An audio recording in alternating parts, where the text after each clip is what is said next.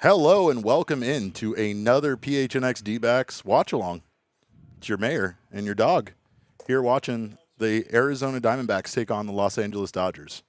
And this man next to me did his job. And that was to scare Shohei Ohtani. Yeah, I was going to say he didn't want the smoke at all. Out of this game, we got Kyle Hurd on the mound with an 0-1 count to Ketel Marte.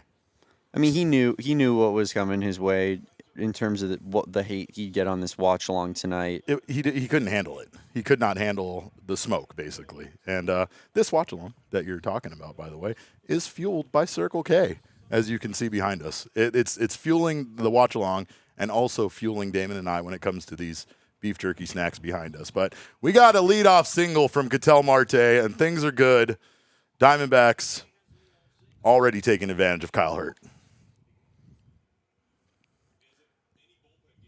Also, for those of you that are big fans of Circle K but aren't Inner Circle Rewards members already, do you hate money? Do you hate saving money?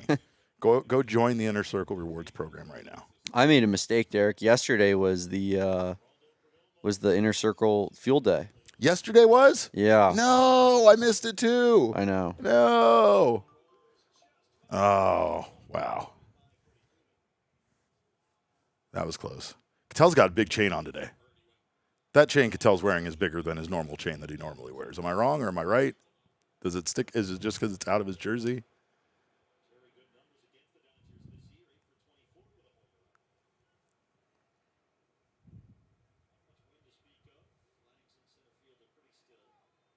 Oh.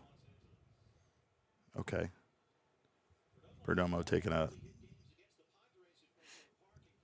This is a mental battle right here between him and Hurt. That was a I'm gonna mess you up kind of batter timeout.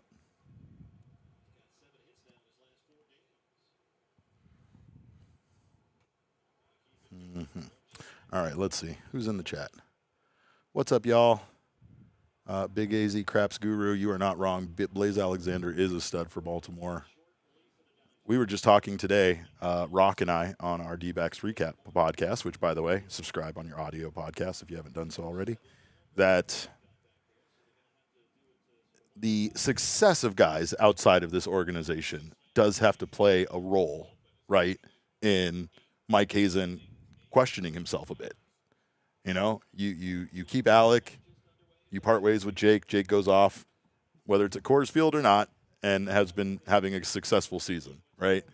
Alec even has been doing pretty well with the AAA Comets there over this last week or 2 weeks. And then we all know what Blaze has been doing with Baltimore. I don't know. My idea was that kind of stuff happening has to play into you questioning yourself about, you know, designating a player for assignment like Pavin Smith. But I think what the bigger part of it is the emotional ties and just them having Pavin in the organization for as long as they have and knowing him for as long as they have. Yeah, I think that, you know, it's classic Diamondbacks. You always feel like whenever you get rid of somebody that he's all of a sudden going to become a good player. In the case of Pavin Smith and in the case of other players, a great player elsewhere. But, yeah, I mean, it's not happening here. You know what I mean? Like, Jake wouldn't have happened. No, here, Jake right? is a Coors merchant. Look at the stats. He's significantly better at home than he is away. Oh, we got another. Yep, let's go. We got 2 hits. Got a pair of hits. Perdomo, Marte. Blaze, I think, you know, we tried to sell high on him. Yeah, he seems to be a pretty decent MLB player. Might win an AL batting title. That's entirely possible. At the same time, I do think that we're a ways away from knowing what the Diamondbacks package for Blaze Alexander looks like. Yeah, no, you're right about that. I mean, that's very, very fair. I don't care about what Alec Thomas does in Oklahoma City. I said that to you last night. Yeah. I'll say it on air right now. Alec Thomas could be the greatest AAA player of all time. Nothing in the world moves me less at all. Tim Tawa was the greatest AAA player of all time. Tim Tawa nearly hit 500. Can't do anything on this team. Yeah. Pavin's also had 7 years to prove it to us. Fair. And he has not done a thing. Nope, they're not getting anything there.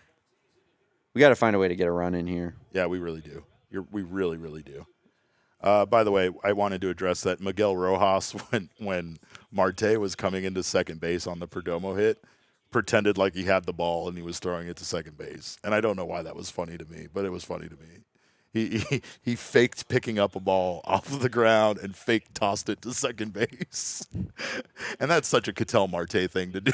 Like, that's actually a Marte move. But then, unfortunately, Mookie Betts had to go dap him up afterwards. Yeah. We got to do the whole Diamondbacks, Dodgers, lovey-dovey, aren't we best friends? Isn't this so fun? I know you hate that so Kumbaya, much. patty cake. Who's on the podcast this weekend? Who's getting on the podcast with Mookie? Ketel's going to go full English podcast hit with Mookie Betts. Meanwhile, we can't get a post-game interview in English. Oh, we're not going to score a run. Nope, we are not. We are not. This is what we were talking about with Moreno, where he can... He'll go 3 for 4. 3 for 4, but the rest of the game. the one he missed was the one where he should have knocked in 3 runs if he had just singled. I like the new score bug. I do too. That looks slick. Looks nice. Did you update that?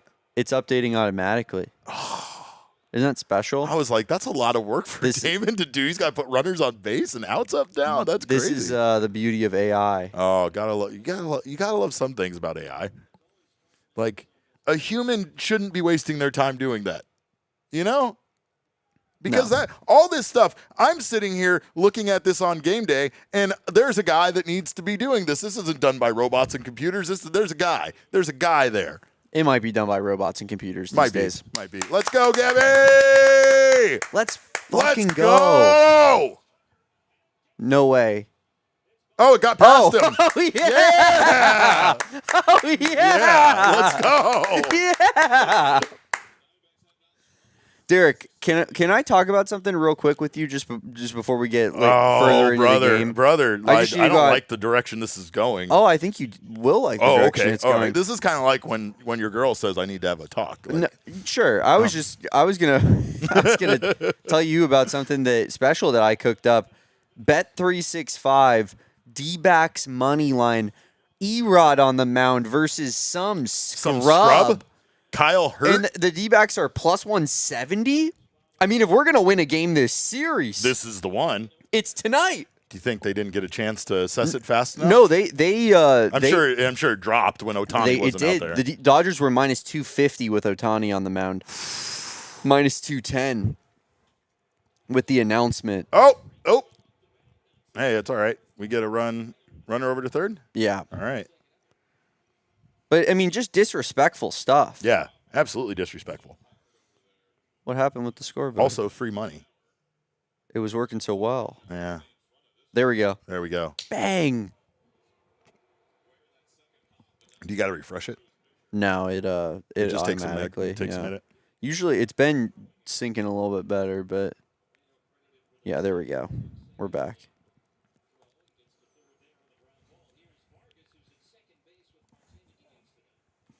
All right. I got to do some tweeting, folks, because I didn't do that last watch along, and I'm not doing my jobs, apparently. I got 15 jobs. Got all the gerbs. All right.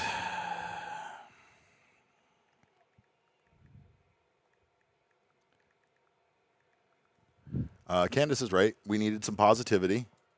She said they were going to score. We said they weren't. She was right, as per normal, as per usual.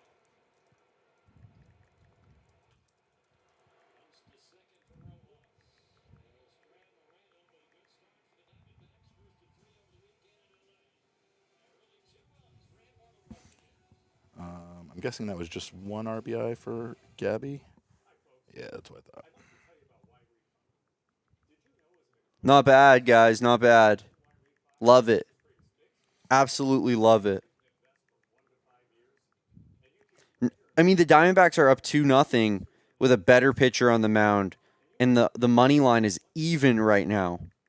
Dodgers D-backs. That's crazy.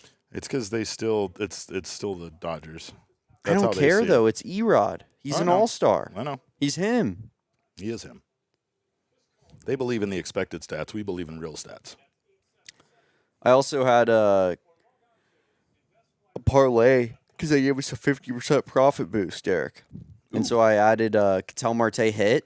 Already got that. Already give that a check mark. Bing. And then Was this a parlay or were these just I did individual one bets? just straight money line, and then I did one with the parlay to get the 50% profit boost on Bet365. 3+ strikeouts, that's it? I need Erod 3 strikeouts to Dbacks to win this ball game, and I mean we're looking at a $55 payout almost. Unbelievable. Unbelievable. The odds they're giving. Bet365. I'm going to get in on this. Who am I to not get in on some free money, basically? All right, let's see. We got Dbacks money line. Oh, we're at -115 now. Yeah. But that's not, I mean, it's even, which is kind of nuts. Yeah, You're spotted 2 runs with a better pitcher. it's a good point. I find that to be a little bit Little disrespectful. All right. So what else? What else are we gonna put in here? I can't do the pitcher props. Oh, that's locked right now. Dang. What are you laughing about? Kevin sent me this. He said, I wonder who posted it. I know. I said that when I walked over too. I said something very similar. I was like, ugh. He said, try to guess who, is what he told me. Oh, jeez. It is kind of nuts that they're like, Ohtani can't pitch because of his knee, But he can still run the bases. What? Don't you think that would maybe hurt his knee? I would think so, but I don't really care. I'm of the thought process that. Oh, no. Oh my God. Ugh. I'm puking. What an absolute unmitigated disaster for the bet. Diamondbacks probably plus money now. Yeah, how did he hit that out? My God.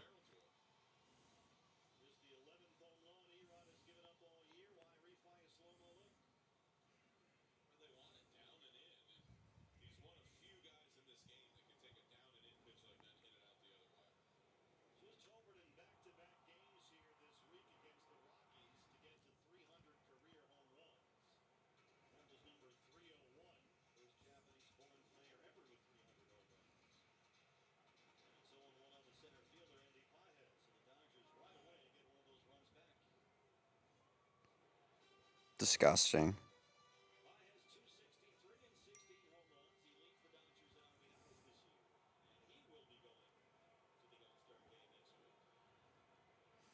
Wait, what just happened? Absolutely disgusting, What dude. just happened? Ugh.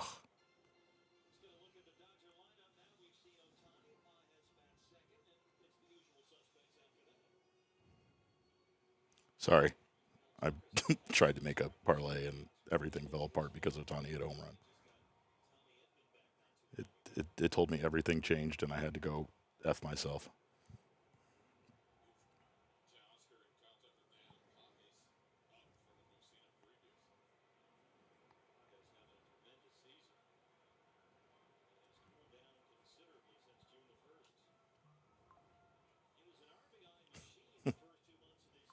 Oh, man.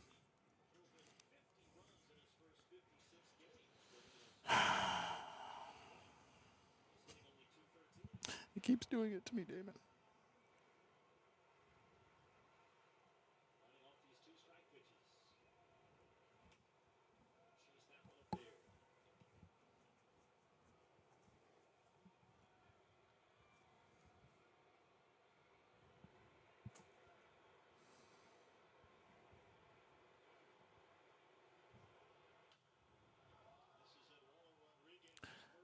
Let's see. Sean says, what are y'all grubbing on tonight? I had a couple of Papa's Rancheros tacos with some chorizo added. That sounds amazing. Does sound good. I had a California burrito, as per recommendation from the chat a couple nights ago. My God. My God. 2 pitchers, 2 home runs. Or 2 batters, 2 home runs. Brother. Wow. And this is where it all falls apart for Erod. Mm-hmm.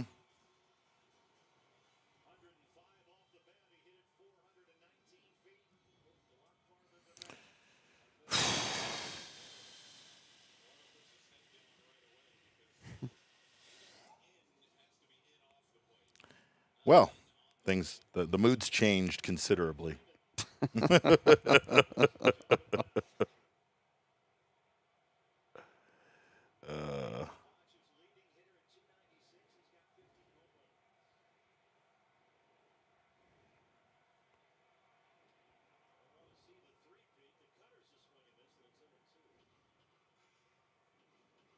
Man.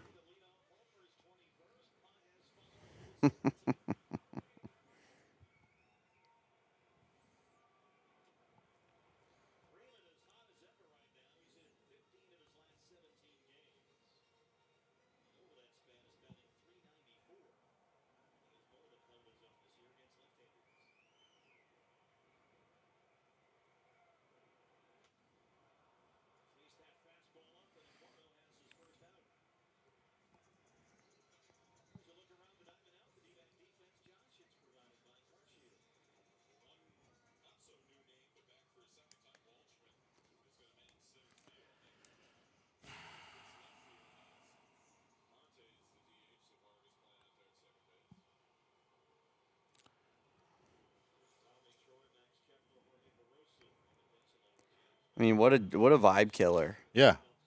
At least it's still tied, right? is, that, is that loser talk? I don't know if that's loser talk, but man, yeah, that absolutely killed the vibe. But again, this is playing the goddamn Dodgers, man. This is the reason why they have the best OPS in baseball, and it's the reason why your odds were the way they were when we were talking about it. It's like they still don't believe in us, No. and rightfully so. But I still think we got something special going on here. Oh my God, is he gonna take second?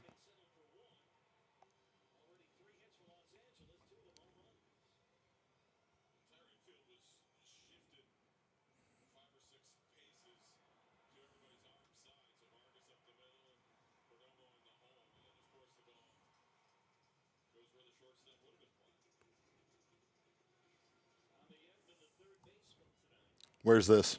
Busch Stadium. Oof. Yo, that does not look pleasant. I mean, it looks like they're having a torrential downpour.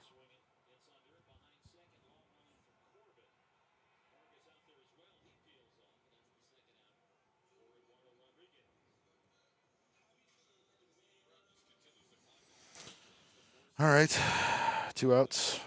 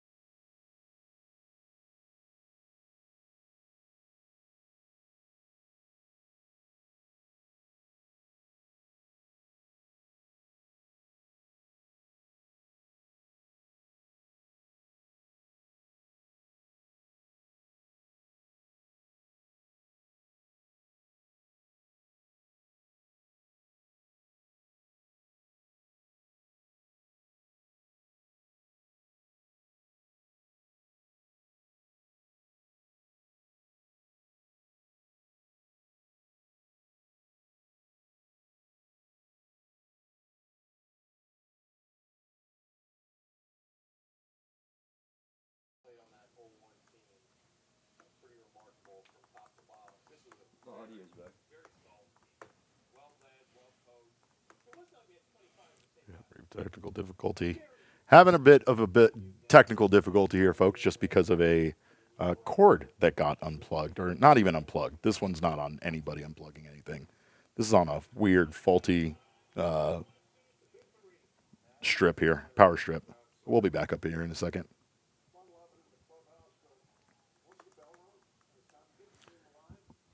Is maybe.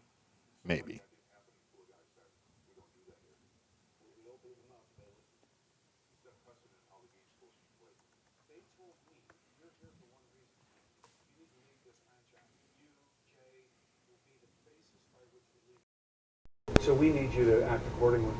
There we go. Introducing We're Subway's back. new fresh value. We've never been more back. 16 different protein pack choices, all for under $5. Apologies, New y'all. 6-inch deli face, $3.99. Protein pockets, $3.99. Journey blames And a Ohtani. 6-inch sub Good. everyday That's a burger. solid Always person to blame, freshly though. made, always available every single day. 100%. Nolan Arenado set to lead off the second against Kyle Hurdy's back out there in the bullpen game for the Dodgers. Are you back? Coors Light Cold Hard Facts. What do you mean? Nolan Arenado since 2013. Those hits against the Dodgers all those years. Oh. All right, well, 2-2 ball game. Pretty impressive list. Second inning. Let's go. List, I think, goes in every. Sean wanted to know if we sopranoed you. Yes.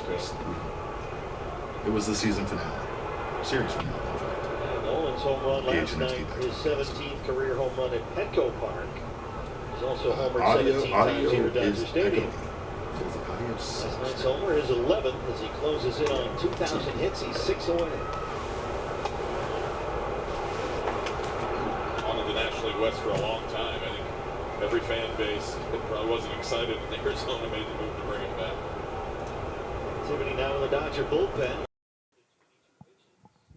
How about now? Is that better, y'all? I think it should be.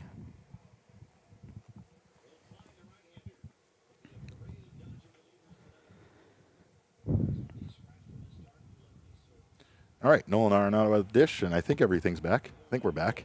Sounds beautiful, Journey says. All right. Candace is happy too, so as long as Candace is happy, we're good. All right, let's do something real fast. I have this.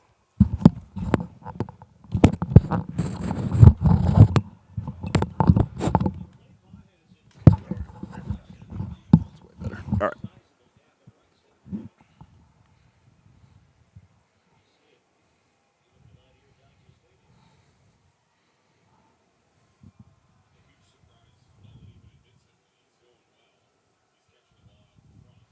Ryan Waldschmidt on deck. Good to see him back at a major league level. And Nolan walks. Nolan walks. See, I still believe, with this being a bullpen game, that the Diamondbacks are going to score some runs here today. And more than just the 2 in the first inning. I believe.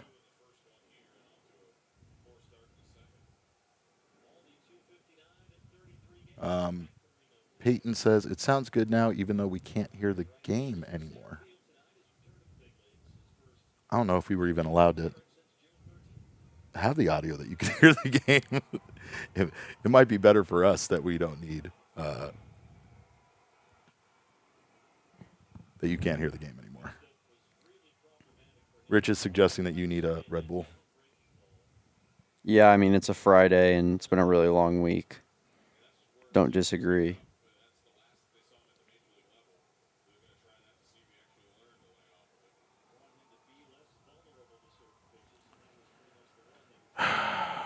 Pavin Smith leaving my team was pretty much what got me up in the morning every single day. So makes sense that one day after him being actually gone, what do I even? Yeah, like what What's do you my have, job here? What do you have on the horizon? What do you have to wake up for in the morning? I'm just lucky Espo's on vacation because I think there'd probably be some real discussions about how much longer we're going to be keeping me around. Sure. If Pavin Smith's gone, what are you good for? You've served your purpose. Agreed. This happens a lot with people that actually like accomplish their goals in life. You know, Yeah. Like your life becomes about the pursuit of said goal, but when you accomplish it, what more do you have to live for? Like what more do you have to fight Seriously. for? No, yeah, I get it. That's how I feel. I get it too. Carlos says it's exhausting gambling at the casino. It is. It is. There's also that. It's exhausting gambling in real life when you have a 2-0 lead and then you was, give it up in 2 batters. Yeah, it was pretty exhausting to try to get the odds in while the odds were changing live on the in game. I should have just waited in between innings, and I would have had way less problems when it came to that. But every single pitch changed everything in that first inning.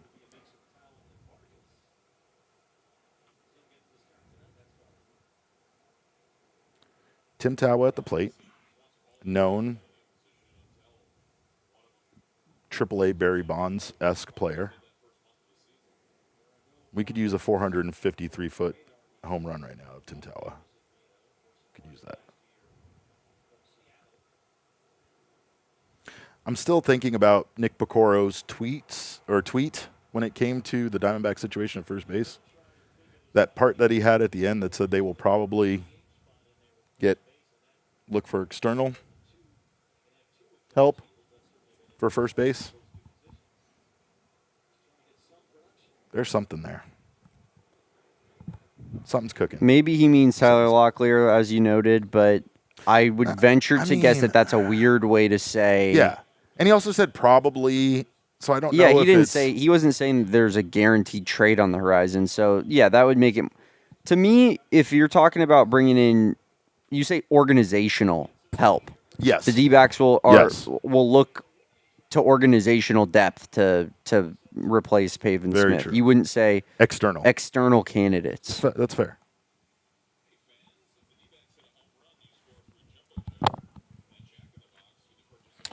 All right, we're getting a pitching change. I did get a great Arizona iced tea via my friends at Circle K. America's thirst stop, may I add. Derica's thirst stop. Mark says, funny how the Dodgers have a random 7th arm who throws harder than any starter in the D-backs have besides Ryan Nelson. He's an opener. But yes, you're right. I mean, the Dodgers, yeah, I mean, all their guys have stuff. It does feel like.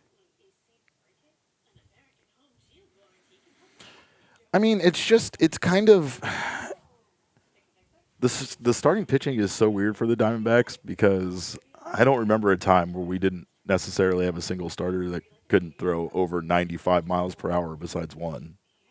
I mean, and that's just not the way baseball is headed either. No. Pitchers are getting higher velocity, not lower. Yeah. I mean, Hurt hit 96.1 miles per hour in the pit at bat against Waldschmidt. He hit 96.8 against Arenado. Like, he's dialing it up here.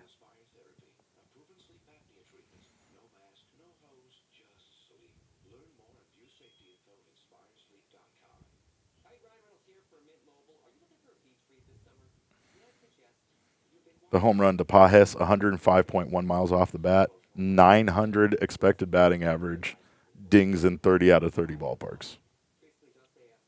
The Tim Tawa flyout would have been a home run in one ballpark just now. One ballpark. Yankee Stadium? Let's see. Oh, they're not. They don't want to tell me yet.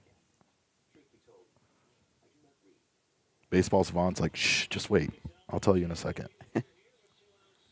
I'm gonna guess that or the Rays. I feel like the Rays oftentimes have like a short right field situation going on. Maybe I'm wrong there. Roberto says, to me, that read like they would like to trade for one in regards to Nick's tweet. Yeah, I think so. I think that's the case, Roberto. But I also, I don't know. There's part of me that feels like based on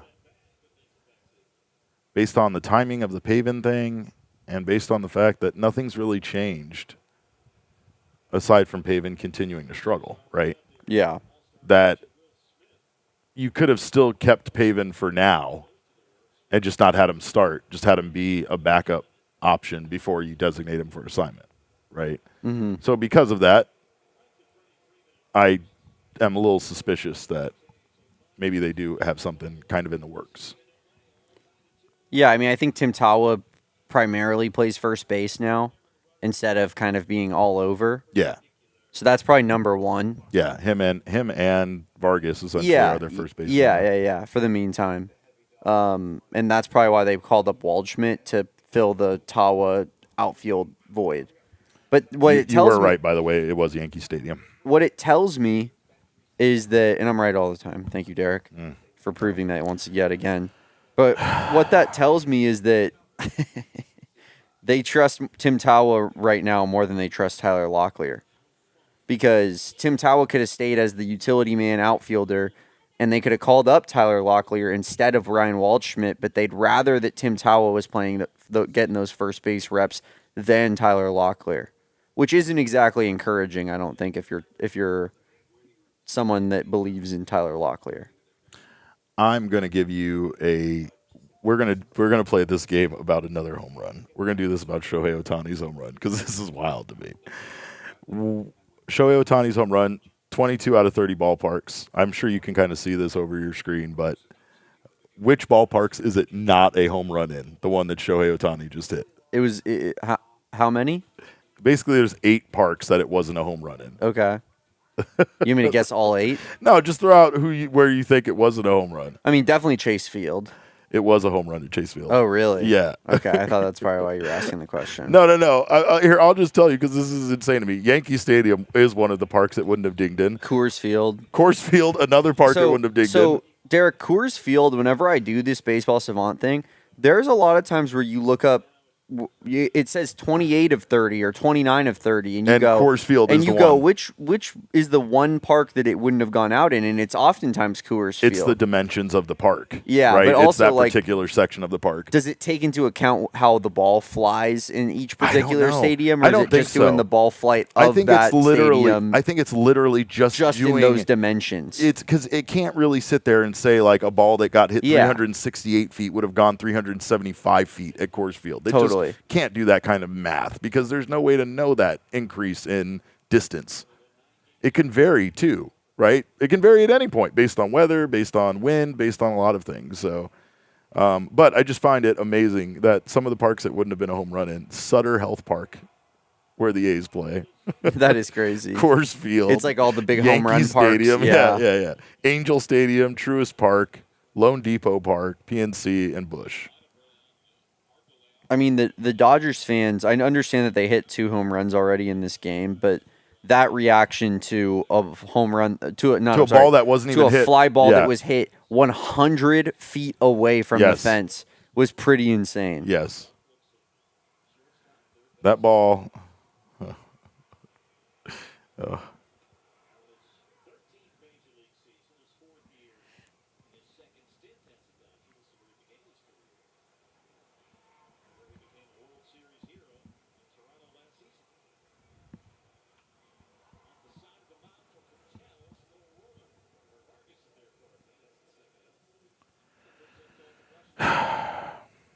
Should I tweet this and say every time we play the Dodgers?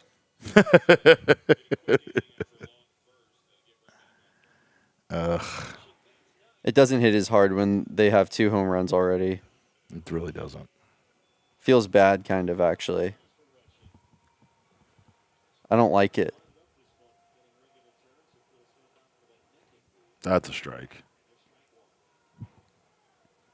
We need some more strikeouts. Come on here, Erod. Let's get one here of Dalton Rushing, known 80s movie villain.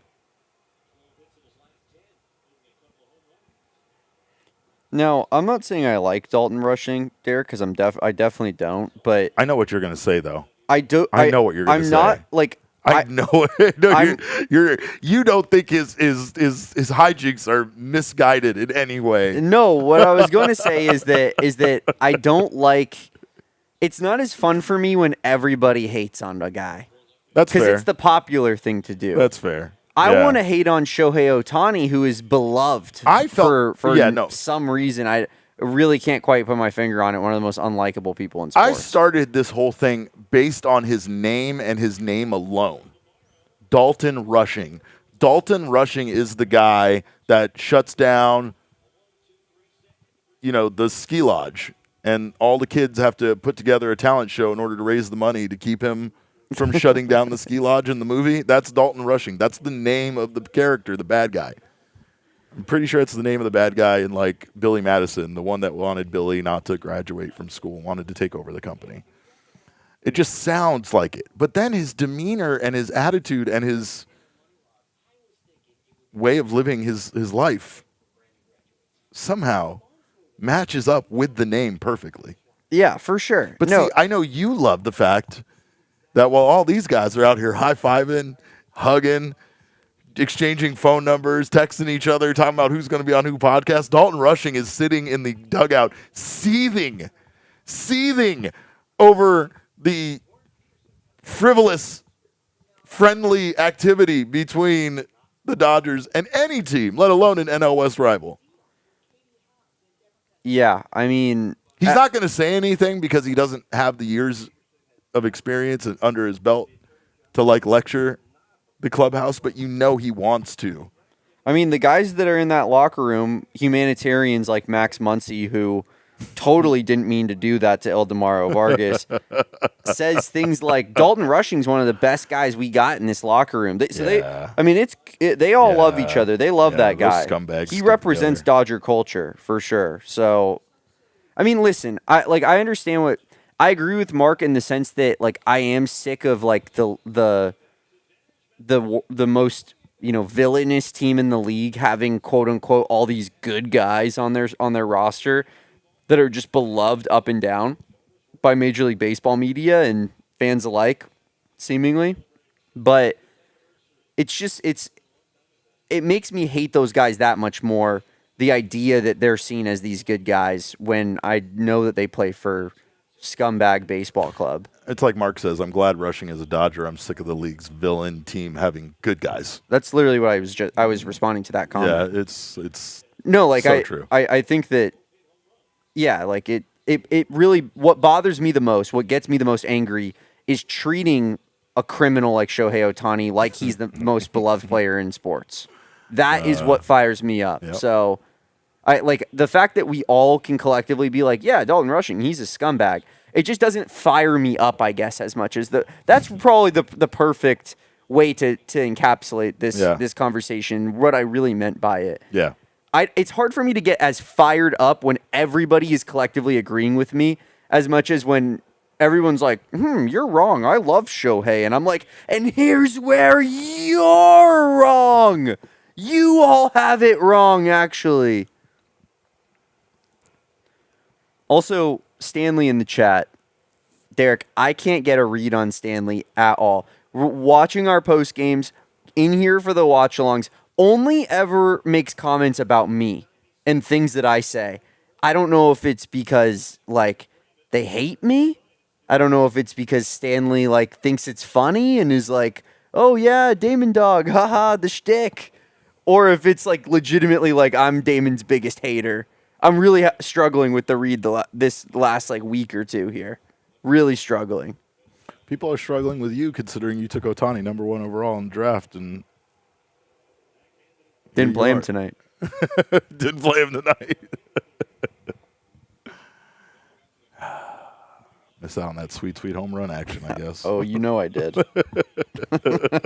Which was kind of that's why you were so quiet for a period of time. It was, well, more about my bet. But I will say that the not playing him situation kind of mitigates the entire reason I drafted him in the first place, which was when he does things that make me upset, I can have something that makes me a little bit happier about it. And then when he's sitting on the bench and he does those things, then it just makes me extra upset that he did those things. I appreciate it, Stanley. That's all I'm trying to be. I wasn't like offended by it either way. I can take a little bit of hate. The boy knows how to take a little bit of hate. Carlos says, didn't you hate Garrett Stubbs? It's not like you're above hating commonly disliked players. I feel like I almost made everyone hate Garrett Stubbs in a way. I feel like I collectively was like, oh, we all hate Garrett Stubbs. And everyone was like, yeah, we kind of do, actually. No, he's not wrong. I mean, I hated Garrett Stubbs back before he injured Cattell. The second that he mentioned jumping in our pool in mid-series, I was bringing it up on the podcast immediately. That's when Derek, that's when you really don't want me on your bad side. When you start talking about jumping in my pool. Yeah. Dodgers fans, Garrett Stubbs, literally just evil, evil people that do that. Thought that was like my friend right there, combing back his hair. Looked like a buddy of mine.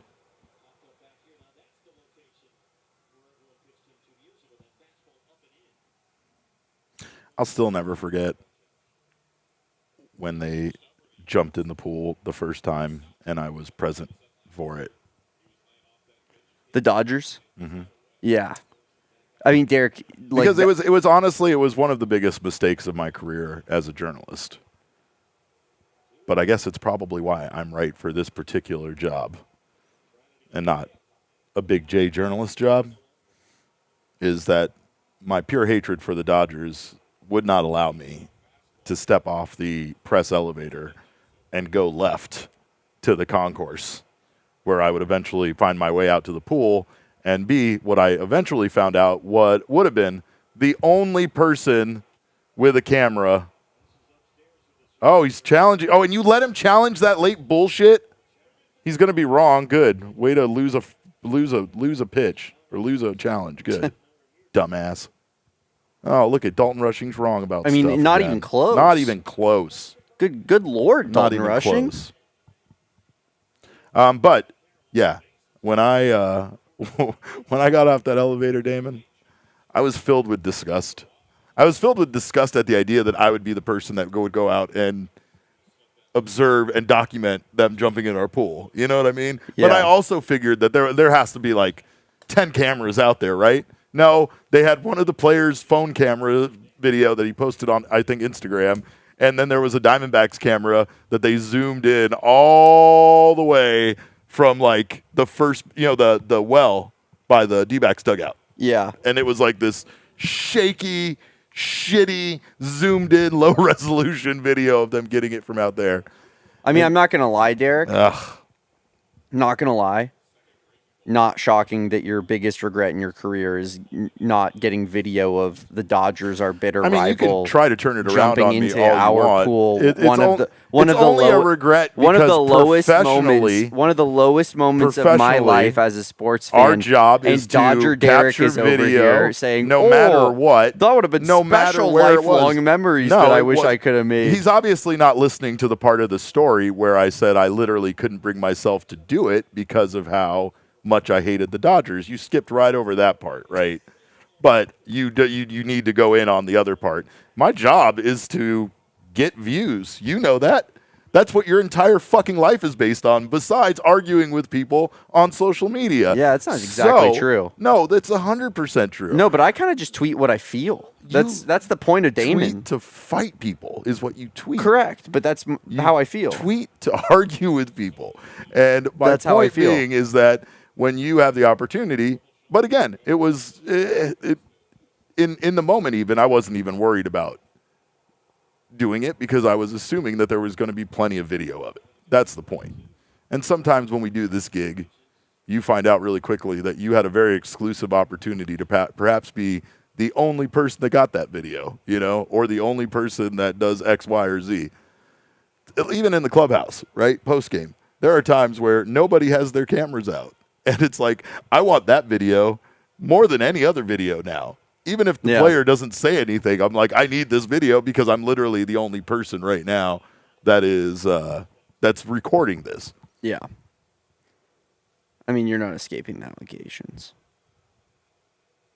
Damon, that's you okay. literally drafted Shohei Ohtani on your fantasy baseball team.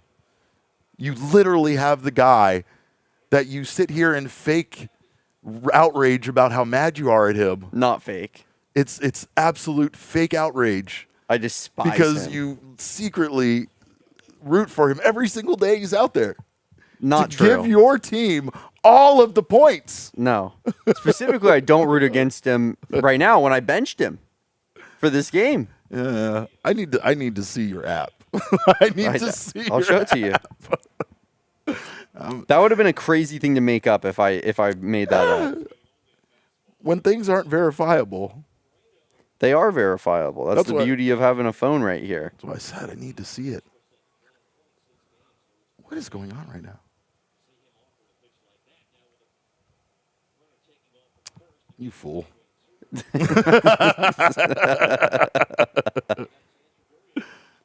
Oh my God! And Brian Reynolds is literally didn't even play in a game today, and he could have been playing. What a disaster! Gonna lose this freaking matchup because of that. I know I am. Wait. Oh, it was Making a Lourdes. moral Oh, stand. Okay. All right.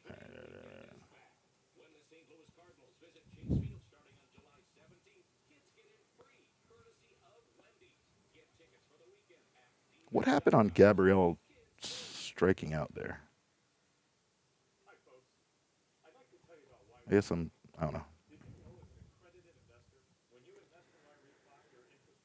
I hear you. It's Bo Dirt. I get it. I understand why people would be upset with me about this. It's why I was, I came out right away and I said, hand up. I did something that's not going to make people happy. Yeah. And the only reason I did it is because there's real money at stake here. And drafting Shohei Ohtani not number one would be like a disservice to my buy-in. I tried to trade the pick. No one wanted to make a serious offer. All the offers were very unserious. But I get it. If you're upset with me about that, I get it. Derek, the Vikings have taken over Miami Beach.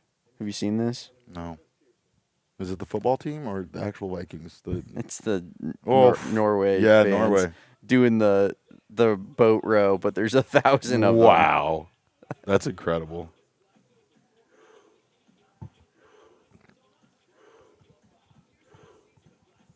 I mean, Insane. is there any sort of like thing that you think brings people together more than doing something like that with your entire culture? No. I really don't. It's probably so electric. I've kind of felt that way in general about the like English Premier League fans.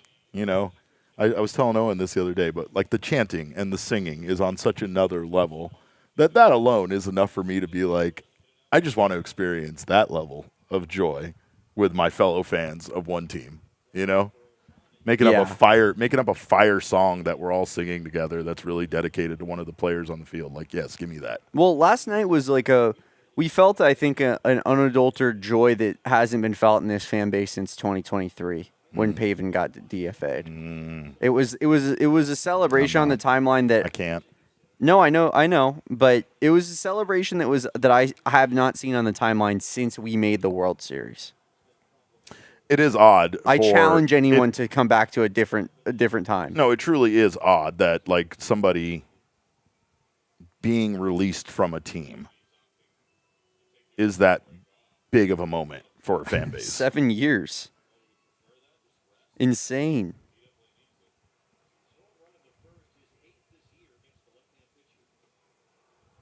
I feel sit down. I feel like I don't know. It's probably going to be a similar day when they make the announcement that Torrey is not coming back. I feel like too many people in the fan base are like that. I guess No, there's a lot of people that hold influence that still like Torrey, myself and you included. Yeah. I think that I'm gonna get on my soapbox when Torrey's gone, and I'm gonna be like, you know what? He took a lot of arrows from this fan base, but Torrey Lovullo, above all else, was a leader in his time in Arizona, and people are gonna be like, "Screw you!" You said you can't get a read on Stanley. Yeah. I can't get a read on AZ Cards here. With this, he says I put that whole inning on Torrey Lovullo. Horrible managing. Why is he swinging at a pitch in dirt? He has to be joking, right? He is joking. He has to be joking. No. I know he's AZ Cards nerd has been. He's usually a pro Torrey person. It's been more of the players on the field are really the problem over Torrey guy, right. which I think a lot of us that are, I wouldn't call us pro Torrey as much as we are like pro blaming the right people for the right things. Correct. Because I feel like I always just say God, like the things so that people right. get mad at Torrey about are more on Mike. Yeah. Or, in a situation like man, what a shitty hit. In a situation like Pavin, like I don't think that Torrey is setting the lineup. I also don't think Torrey's stepping in the batter's box with a 450 OPS. That's the crazy thing about it is like when a pitcher's bad, for instance, like Zach Gallen, just using him as an example, I don't understand how anybody could blame anybody but Zach for his performances lately. Or Mike, I guess, for re-signing him. But yeah, for bringing him back, sure. But that's it. And even then, you really can't blame Mike that much, considering that, as we said, Zach's second half after the trade deadline last year was actually pretty damn good. Did we get 2? We got 2? Let's go. Keep Perdomo's son on the broadcast the whole time, and then we'll win this baseball game. By the way, how crisp is Merrill Kelly's hairline? Unbelievable. Not only his hairline. For a white guy? But I respect the hell out of the fact he's going with the classic throwback, not even the Serpientes stuff. That was a classic throwback Diamondbacks A with the teal and the copper in it, and he didn't even match his hat, and he was still just wearing that long sleeve shirt. I respect it. I love him for it.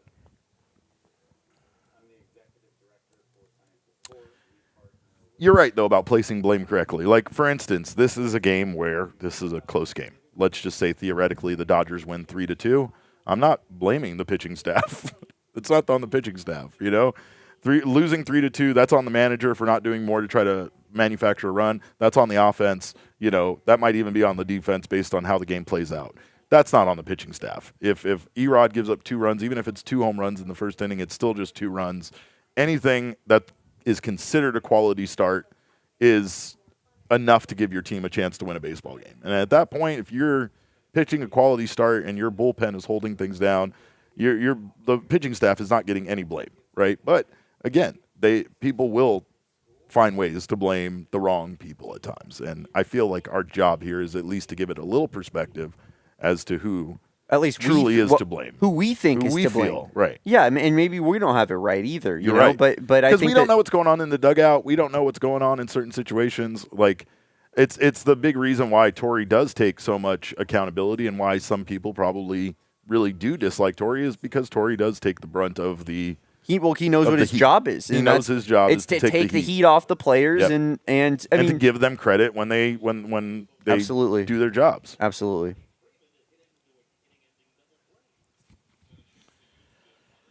All right, Erod. Gonna need 2 more strikeouts out of Erod. It's funny, Bo Dirt. The hate in the boos, they really just fuel me to make my takes even louder and more exaggerated. It actually is kind of true. Like when I do poke at a fan base on Twitter and they come after me in droves, it's not like I want to talk about that fan base less. I absolutely want to start talking about them more. Like when Dodgers fans get all upset with me, it's like, all right, well, I guess I'll just have to think of some more Dodgers tweets to get you guys more mad at me. Yeah. One day that might end poorly, but you know what? For now, YOLO. YOLO indeed.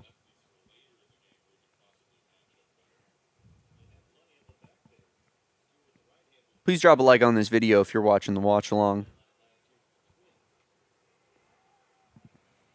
Not a good AB. I think 3 pitches. 4. But Hey, and not so bad. but more importantly, not a single one in the strike zone. Look at that. Look at that. Not a single, yeah, so not a single one in the it strike was zone. worse than what I thought. It was worse than what you thought. That's a good pitch to Arenado right there. You can't throw a 4-seam better than that one right there. Maybe if you came in with it a little bit, but still, that was a good pitch.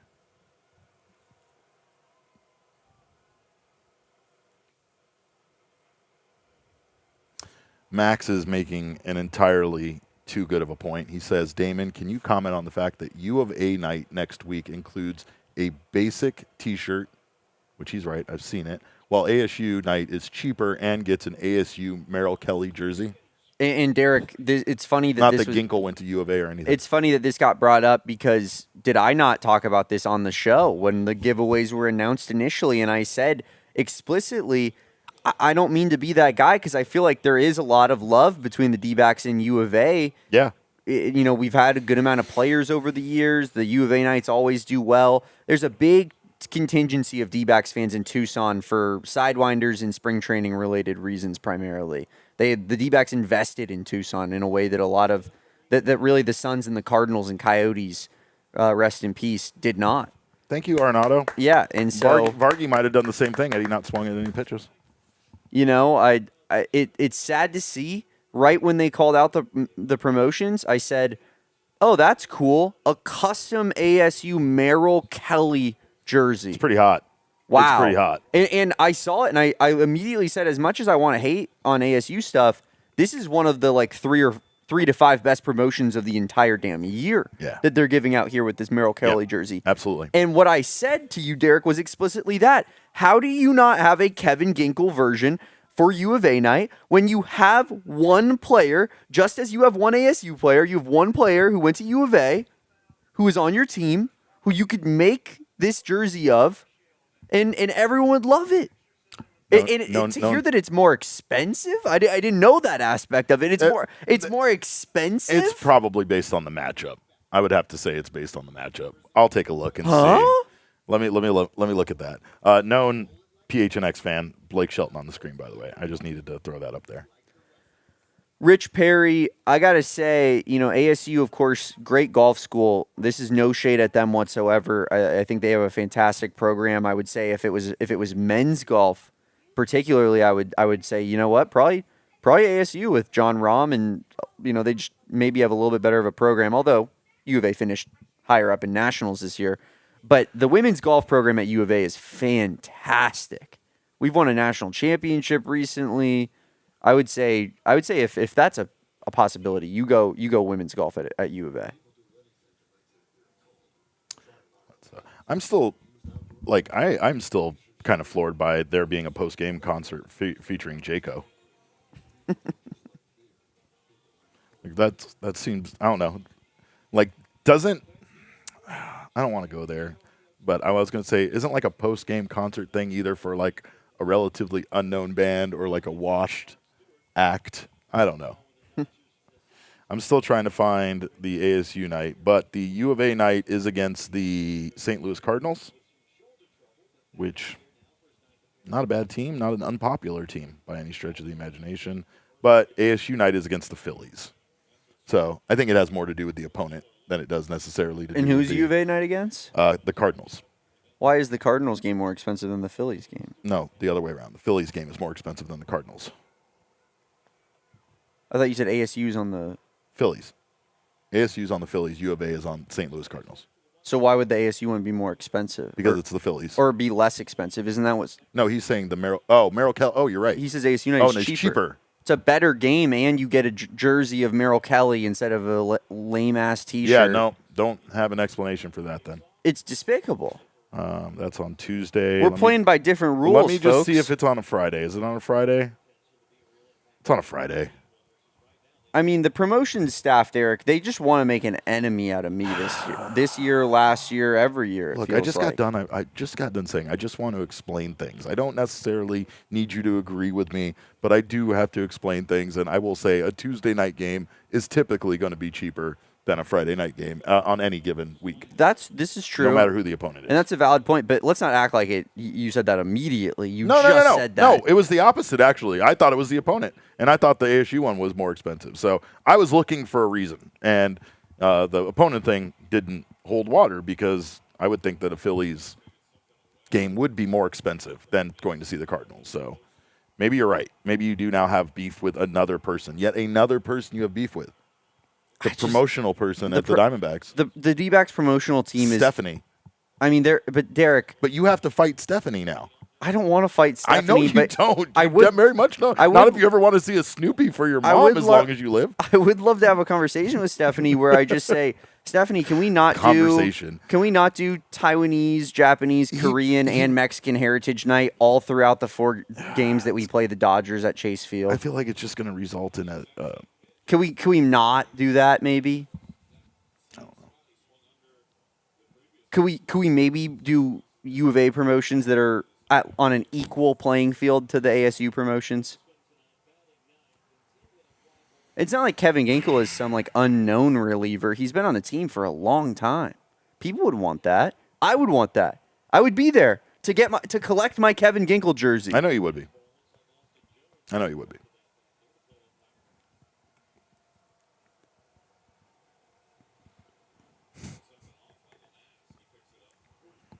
Oh man, Blue got smacked. So, Derek, do you think that when they do Ohtani's Hall of Fame ceremony that they'll bring up tonight and how he ducked the Diamondbacks? They'll say, you know what? This was one of the greatest players we've ever seen. Of course, who could forget, though, July 10th, 2026, when he saw the Pavin Smith-less Arizona Diamondbacks lineup and he said, my MLB leading ERA cannot get involved with this. I have kind of another theory. First of all, wave going on. There, we have to beat them now. Second, is there talk of the Dodgers trading Ohtani now? Is there talk of Ohtani being a problem in the clubhouse because he took a game off against Ketel Marte and the Arizona Diamondbacks? No, I'm Trade him. No, I'm just curious. I'm just curious if that's the case. Get out. Tim Tawa. Get out. Tim Tawa. Let's go. I told you, baby. Let's go. Tim Tawa, the greatest AAA player to ever play the game. When we do watch logs, Tim Tawa is very fucking buns. Tim Tawa! 424 feet. Is that what that said? Feel the Tawa. Let's go. 429 feet, 105.4 miles per hour off the bat. Let's go, Tim Tawa. Pavin Smith is not hitting it 429 feet.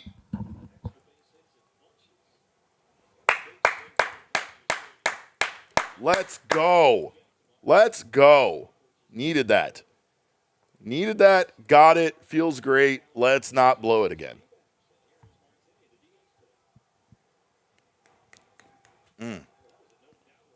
Damn. Oh, what was that one? What was that? I love it. Whew. I love it. Let's go. Let's go.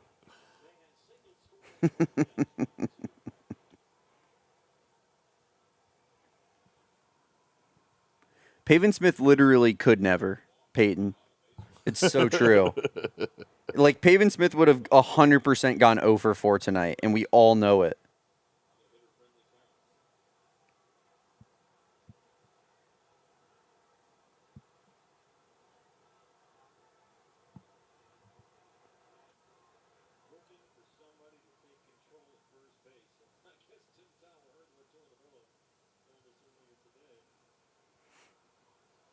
Tell him, Max.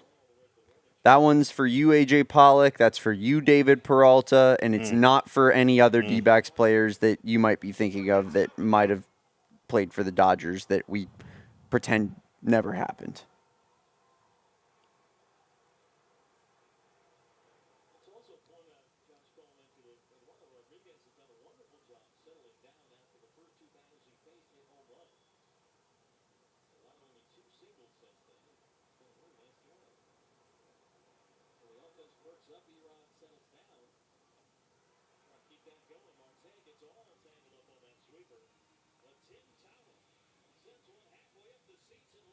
I mean, he hit the absolute shit out of it.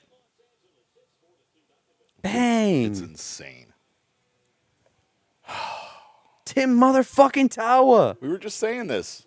It was more in a disrespectful way about how good he was at AAA and how it's not really translating over to a major league level, but it did right there.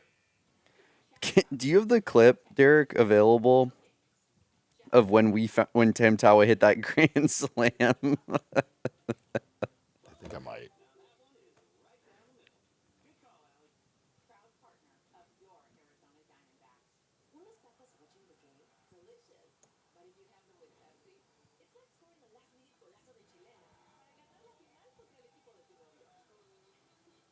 Damn, we didn't get to use this enough. That was cool.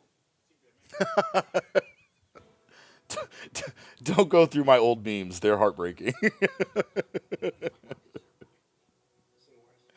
I did that one, and then I was like, that one's kind of stupid. And then everybody told me how much they liked it, and I didn't really use it enough. Meanwhile, I love the Perdomo Frogger one I use, and people don't give it the love that it deserves on social media. The Frogger one? Oh, man. I don't think people make it through the main screen to get to the point where his little face is bouncing around and doing stuff, but I love it. Carlos says that Pavin Smith would have gone 0 for 4 with a rollover and a double play. Peyton says that Pavin Smith would have added in a walk, which he adds was a very important walk. And Sean's in our live watch-along about baseball talking about the Suns in Summer League. Koa threw an oop to Malawatch? That's electric.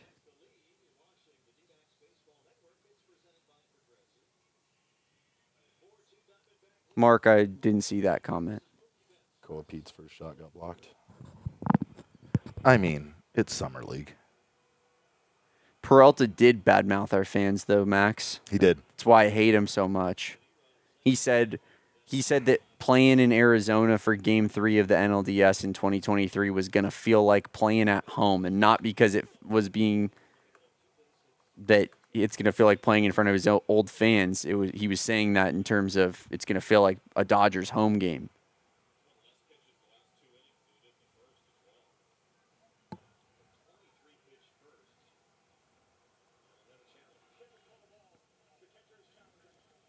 Yeah, the Milkman one. Gabby better be right. The Milkman one took a lot of time. It was absolutely electric out of Derek. We got a good run out of it, but sadly, he says we'll never see that again. We won't. I disagree. Derek, I can't wait to throw it. I don't understand this.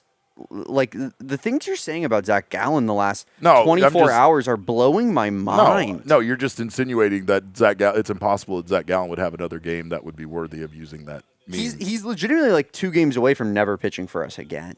Yeah. I mean, he could. It's a dire situation. The guy is the worst pitcher. This season out of him is like the worst pitcher I've ever seen out of a D-backs pitcher. Because usually when you're this bad, you get taken out of the rotation or Madison Bumgarner gets cut. Whereas we just keep going, well, we have a lot of injuries. What can you do? Trotting out Zach.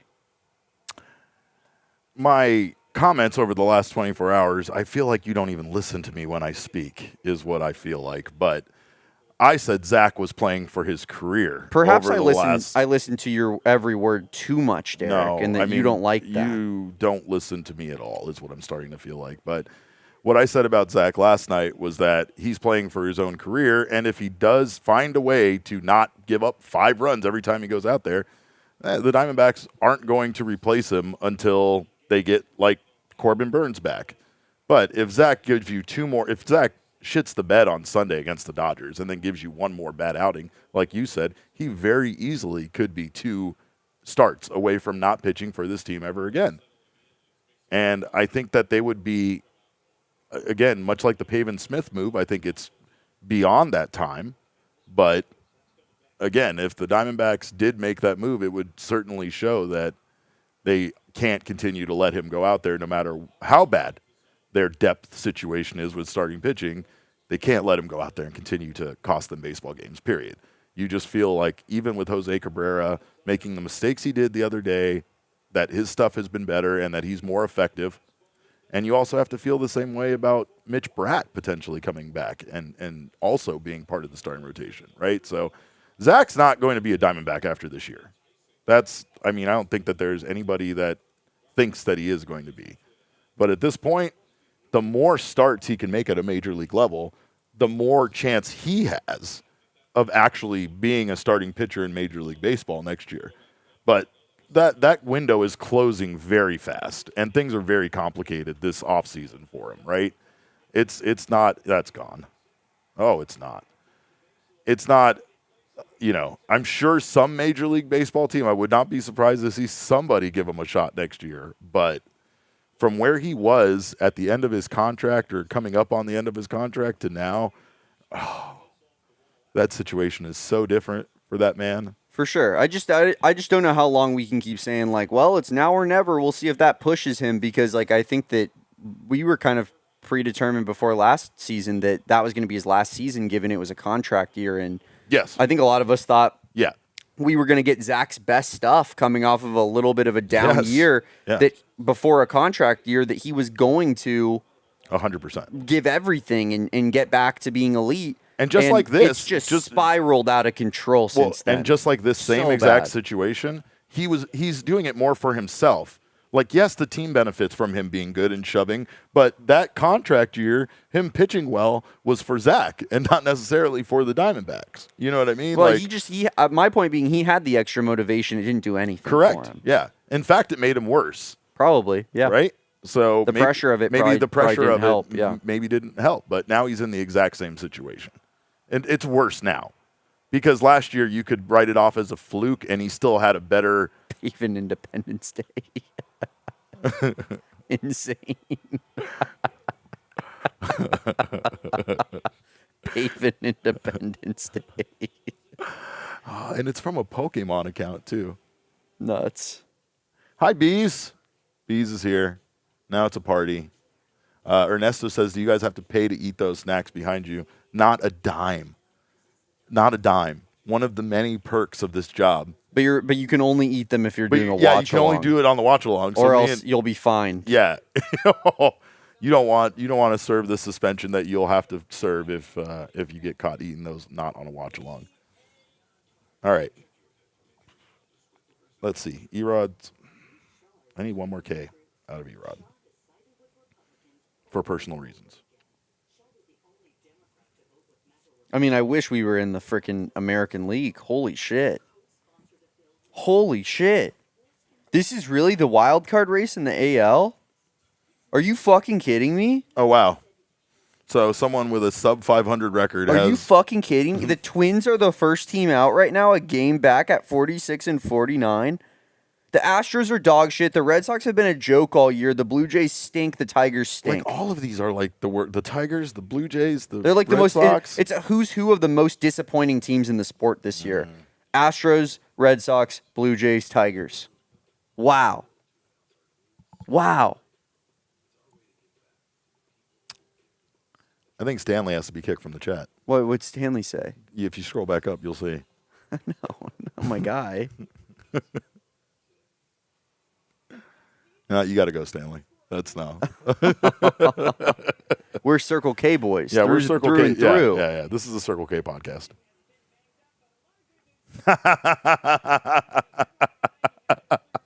July 17th was just MRI day. Everybody come in and get an MRI. You get an MRI. You get an MRI. Dude, Jordan Lawler, dude. Not good. Corbin Burns will begin his throwing program. Jordan, that's seriously concerning, right? That he's beginning his throwing program? No. Jordan Lawler. Oh, That yeah. there's no other updates on Jordan Lawler besides him getting that MRI. That sucks. I would say that Jordan Lawler being like the in and out of the lineup like he has this year, despite him playing well, actually is super concerning. Because I think maybe, and I know we talked about it, but I think that we almost undervalued him as a player, but overvalued his availability. Okay. Because like his biggest problem more than anything has probably not been that he was not hitting that well when he first came up. It's that he can't stay on a Major League Baseball field. He gets hurt so damn often. Yeah. And now he's hurt again. This is his third injury this year, Derek. Third. I know, but are you really going to blame him for getting hit in the hand and breaking it? Is the bone density This really is a different injury, though, isn't it? No, this is totally different injury. You're right. It's a hamstring. This one is, definitely more concerning as far as his health and his ability to stay healthy. I don't know though. Has he experienced a hamstring injury before? I wonder what Jordan Lawler's injury history is. Carlos, we absolutely should have been put in the AL West when they when the NL Central had 6 teams instead of the Astros. Should have been us.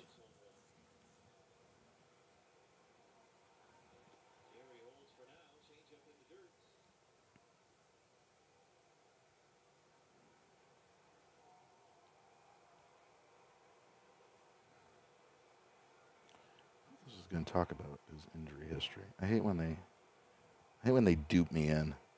Like you look something up and they're like, "Yep, we got it right here on this website," and you're like, "Oh, cool." And then you go there and they're like, "Ha, psych. Thanks for the click, loser."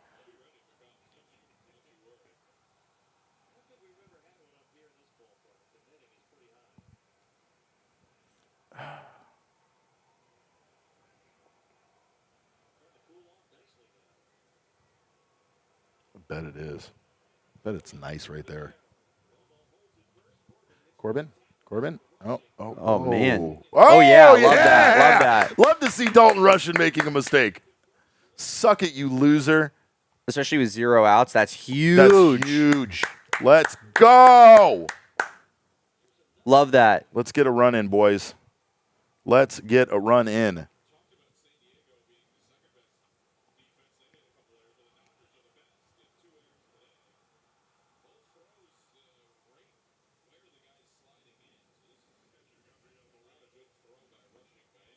No. No. And Mookie Betts sucks. I'll say it.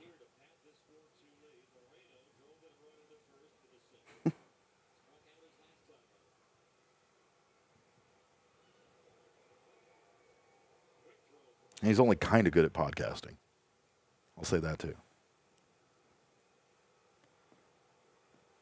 See, that's the stuff you hate, right? That Yeah. like you just want me to say like he's. There's just no need. You just want me to say he sucks. There's no need. He sucks at podcasting. He's the worst interviewer I've ever seen.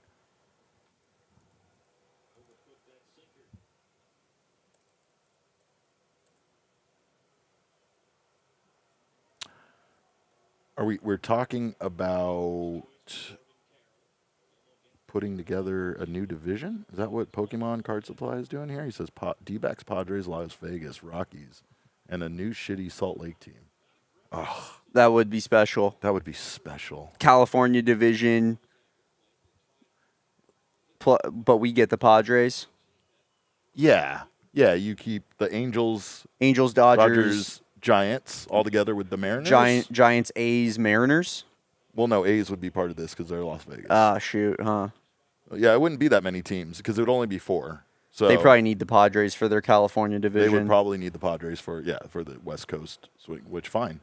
Put us in a division with the Athletics, the Rockies, and a new shitty Salt Lake team. I'm all for that. Does it get any better than that, No, folks? that sounds like paradise. Fuck.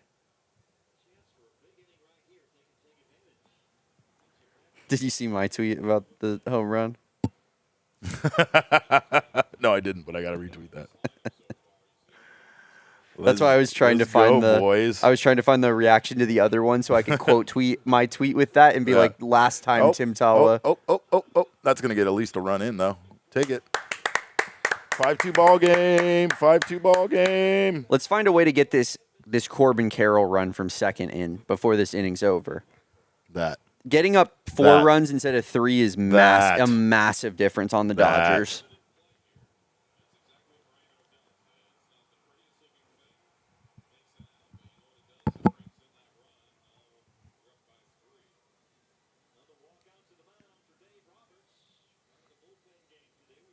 I mean, the ballpark hasn't been made yet. Yoshi? What's that? He said in that ballpark? Oh, I think it's because watching the Athletics play at the Las Vegas Aviators ballpark and literally just have every game be 15-13 scores makes everybody think that that's what it's going to be like in an actual major league ballpark in Las Vegas, and they might not be wrong. It might be the new Coors Field. But that sounds cool. I guess. Derek, did you ever play 2K my career and do like the face scan? Oh God, yes. Do you remember when it would come back and you just would look like an absolute fucking ogre? Yes. And you do the whole app thing. Yeah. And then it would do the whole scan and you'd get it back and you'd go, well, I don't look like that. Yeah. Somebody posted this. Don't read it out loud.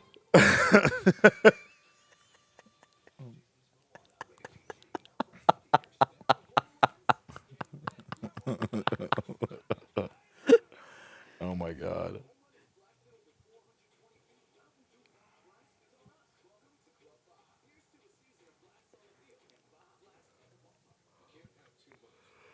I'm not going to make it. I'm going to need a nap before the post-game show. Can we start? Can we talk about abolishing 7:10 starts?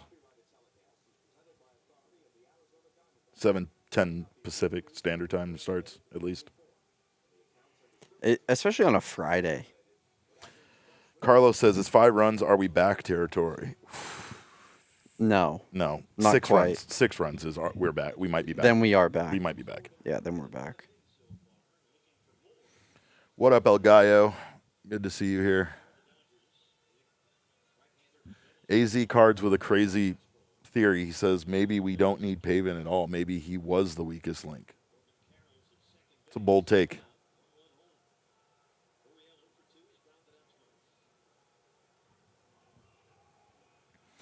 Appreciate you, Rich. And we got a balk. We got Corbin on third base now. Let's go. I don't know if you know, but Corbin Carroll's very fast. Can we please get this run in, Gurriel? You're in the 5 hole today. You're hitting 5 hole. We got to find a way to get this run across without getting out. Without poking some freaking pop-up, striking out. And why did we want the fastball that was dead in the heart middle of the zone? Would that have gotten a run in? I mean, it was 100 miles an hour.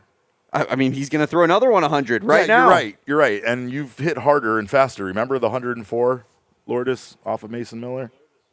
Can he take another timeout? How many battered timeouts can you take? What is happening? There's a lot of weird stuff going on. Man, that was a good pitch to swing at. Yeah.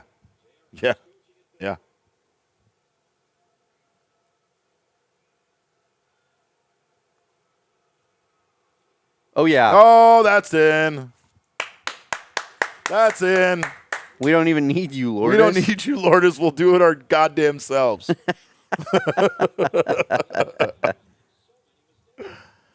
Oh.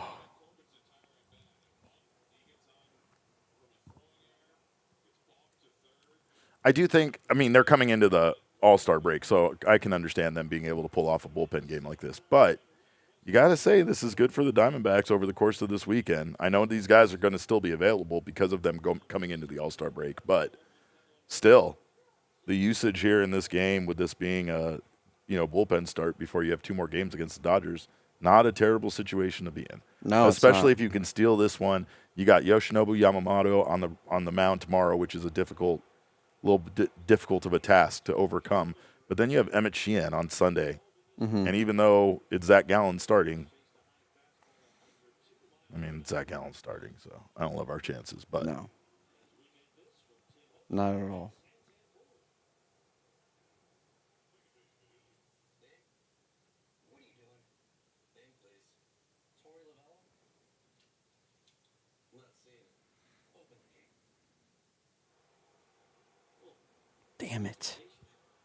Damn it, Paul Goldschmidt. I did a home run parlay. Mm-hmm. Braves, Cardinals, rain delay. So we wouldn't have figured it out. Rafael Devers has a solo shot in the Rockies game, and I did Paul Goldschmidt against a shitty lefty from the Nationals who had like a 7 ERA.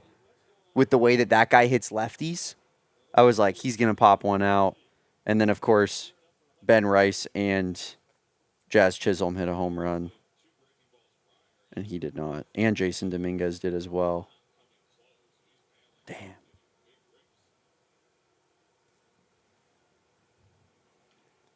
Could have been generationally wealthy tonight. Damn it.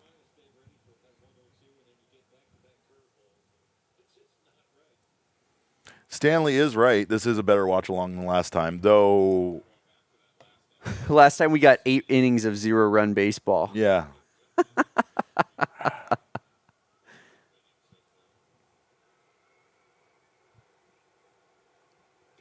Feels like Vargas just needs to hit one out.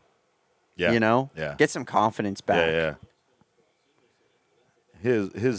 His decline has been wild. And again, he's still putting together some good at bats. I mean, he's getting on base even though he's not hitting the ball extremely well, and more than anything, he's not going up there and swinging at first pitches and kind of wasting an at bat.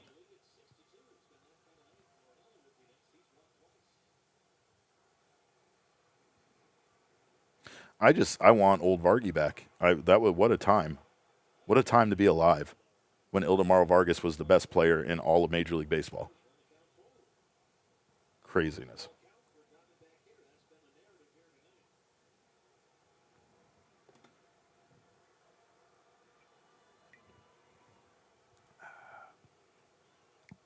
Oof, that's a good pitch. That's tough. I don't love not swinging at it, though, to protect the plate at that point when you are, what was it, a 3-2 count or a 2-2 count? Yeah. Got to protect the plate at that point, but yeah, it was a 3-2 count. Oh, man. You know what's going to make me upset about that Perdomo audio bobblehead? It's not going to feature the quote of him saying that he has frog's blood.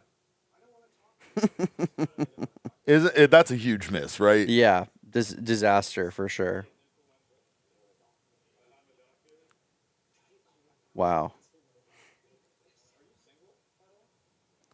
Pokemon Card Supply says Bert said he hopes Pavin clears waivers and stays a D-back. Damon heard that earlier. I did. What? Bert loves Zach Gallen. He says Nick so that's Ahmed, why he's Pavin talking Smith. so much smack about Waldy today. I haven't heard him talking smack about Waldy, but that does not surprise me.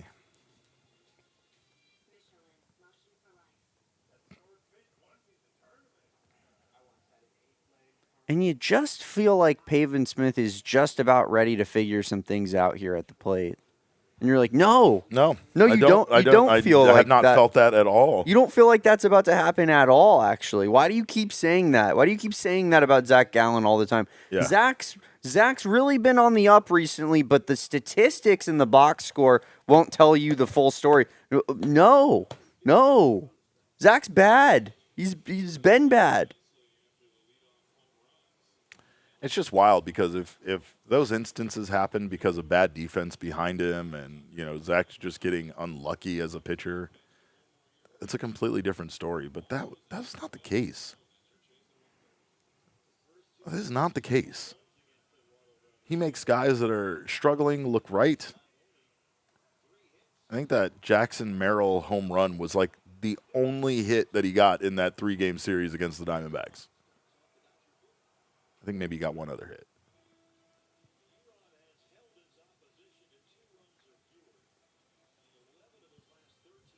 Nate says, what are we doing with 6 outfielders? Whatever the hell we want, Nate. Like I was saying, I think Tim Tawa is a first baseman now. Tawa's a first baseman. Like Vargas is a first baseman. The math on the roster was essentially, would you rather have Tyler Locklear at first base with Tim Tawa in the outfield, or would you rather have Tim Tawa at first base with Ryan Waldschmidt in the outfield? Correct. And clearly they went with the Ryan Waldschmidt option over the Tyler Locklear option, which I think, as I was saying earlier in the stream, like I think it has a lot more to say about Tyler Locklear than it does about anything else, really. Sure. Well, and again, I think they still really believe in Ryan Waldschmidt, and like Tawa, you see Waldy go back down to AAA Reno, and he plays it really well. And you just can't help but wonder, like, what more does this guy need to do at this point to prove that he's beyond That's not with Tawa. playing in the The minors? 6 outfielders. Huh. So you got Carroll, Lourdes, Lourdes, Barossa. Barossa, Waldy. Yeah. Are we counting Troy, I guess, as a And outfielder? Max Kepler. And Kepler. Yeah, that's the 6. I mean, Troy can play infield as well.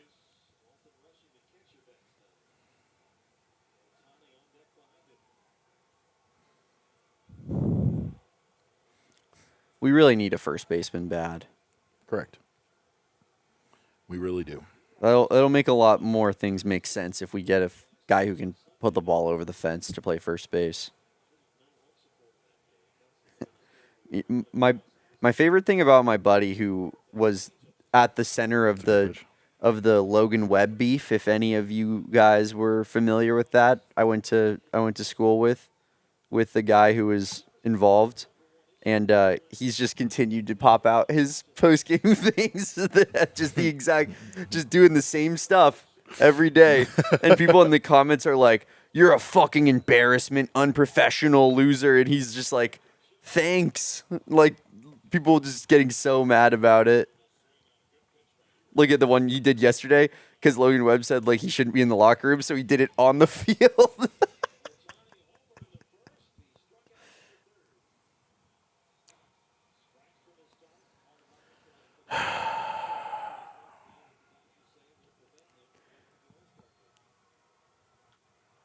Oh God.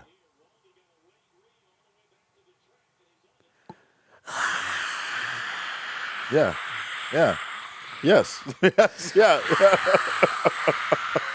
Guys, he caught the ball 5 seconds ago. When he It's hit an it, out. I was like, is it going to the warning track? No, it's not even off the grass of the outfield. It's funny because we can't hear like all the audio that's being going on, but we can definitely hear every time the Hear Dodgers the- fans yeah. lose their goddamn minds Yeah. about whatever Anything. routine fly ball. Anything. Come on, Erod. Come on, baby.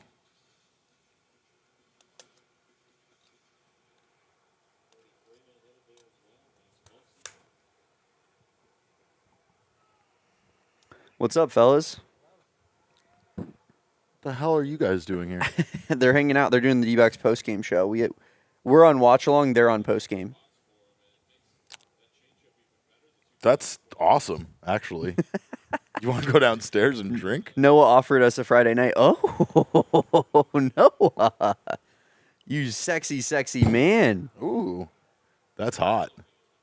Guys, All you need is love. all you need is love via Jeremiah. Isn't that pretty cool? That's awesome. Wow.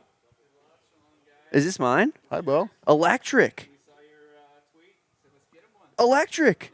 The fellas. Literally all you need. Love wins. And That's right. And maybe one And more out. Maybe a strikeout. Maybe one more strikeout from Did you Eduardo do 5? Rodriguez. I did 4. It was over 4.5. Wow. It changed on me. It changed on me because he got one. So it was like I was at 3.5, and it went up to 4.5. And It's a disaster. I'm gonna smash my computer. Yeah. No. I'm probably gonna smash my computer tonight. So it's a disaster. Yeah. I also did over 14.5 outs, which is exactly what Ernesto- which is exactly what he's at right now. Ernesto, don't be asking those type of questions, man. Don't ask the type of questions that you don't want to know the answers to. Don't ask questions you don't want to know the answers to. Oh my God! It feels very much like the evidence is piling up. It feels like the evidence is getting damning. Oh, brother. Listen, man, I'm just trying to support our Arizona Cardinal athlete, Jeremiah Love. Oh, no. Wait, can you not challenge that? Okay, good. I love that. That one's a strike. That one should be a strike. Bang! Love Ta-ta-ta-ta! Bra-ta-ta-ta-ta-ta-ta. Good challenge, Gabby. Even though Even though he was running even away, though he didn't yeah. even catch the ball. Yeah, that was dope. New Balance has Jeremiah Love signed with them as a athlete, and there was a Jeremiah Love charity event tonight in downtown Phoenix that our PHNX Cardinals crew, Johnny Bowe. Oh yeah, El Demaro. I love it. What Let's a stop. go. Yeah, Johnny Bowe, Noah went out to it to cover it. Unreal. Go Bye, D-backs. Noah. Noah, did you get a little swag bag yourself?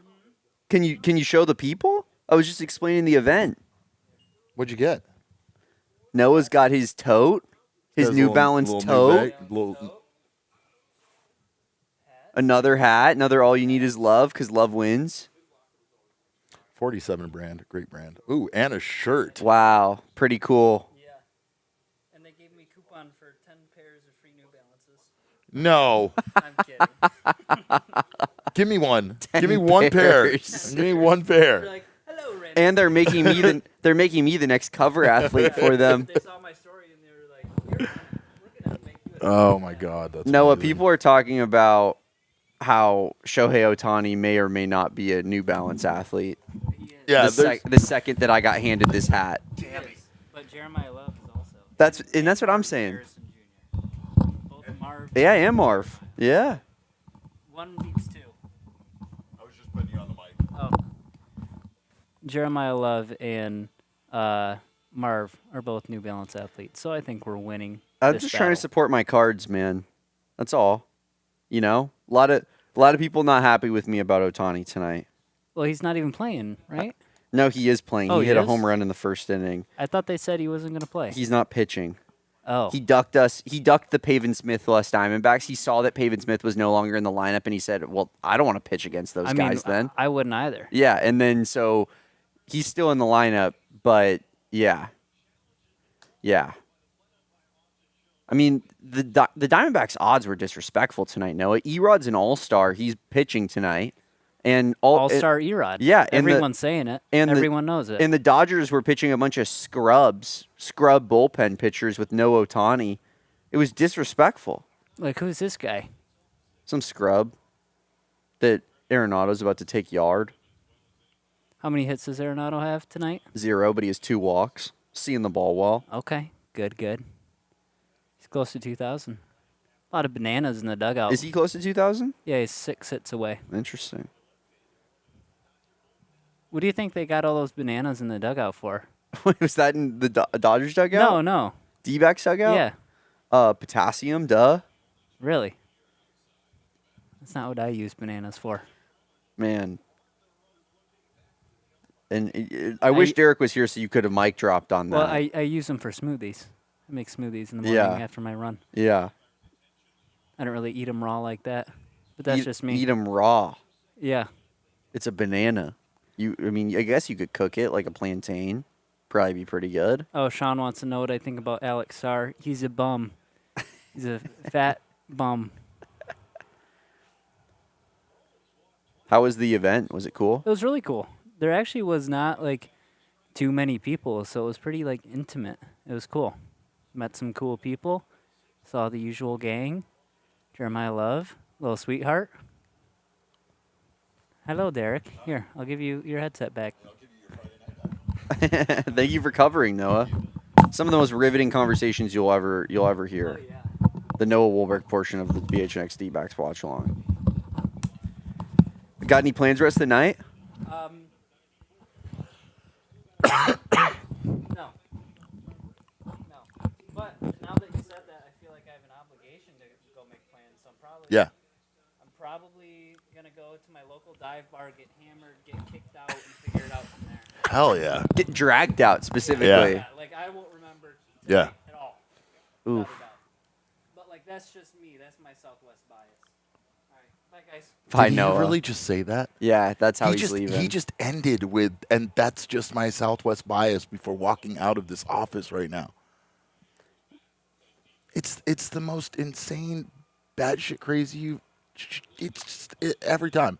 I hope Ryan Waldschmidt didn't just break his hand. His finger. Oh. Derek, I've done that before. It's why I still have this nail right here split with a straight line since I've been like 11 years old. It Can I see grows your other? differently. I was gonna say, can I see your other index finger? Does your nail look like? No, see, that's a weird nail. That just the whole thing is that happened from bunting. It's like a weird little baby nail. Yeah, that That's happened from weird. bunting. Yeah. One time when I was a kid, my one brother was filming my other brother skateboarding, and he was doing a hand plant. Actually, he was doing a variation of a hand plant called a death plant, and he cut off his own finger with his skateboard right in front of me. That's just a story that I also needed to tell, because he also has a weird finger that the nail doesn't grow back right. But his is from detaching his finger from the rest of his hand. You know, there are times, Derek, where I get a like from this is my friend Kyle, who I went to school with as well. And he doesn't really interact with my content too much. He has his own thing he has going on. He works for Fox 5 San Diego, pretty decent sized station, you know? He's Fox coming out. Channel He in came San out of the Diego. game. Yeah, not great. They're taking him back for X-rays. Hair looks fresh, The Waldy. hair looks on point. Yeah, look good. Sure, neat, cool. Tyler Locklear, right? Tyler Locklear's next. Probably, right? Next man up. Yeah. And then Tawa, you're going to the outfield, I guess. I was just gonna say that it makes me laugh, it makes me smile when somebody like that who doesn't interact with my content too much, has their own things going on, sees a tweet of me saying that this is a stain on Shohei Ohtani's legacy, and they go, "Yeah, Damon's just doing his thing. Let me toss him a like on that. Oh, that's just good classic old Damon." That's the part I play. I hope Waldy's okay. God, I hope he's okay.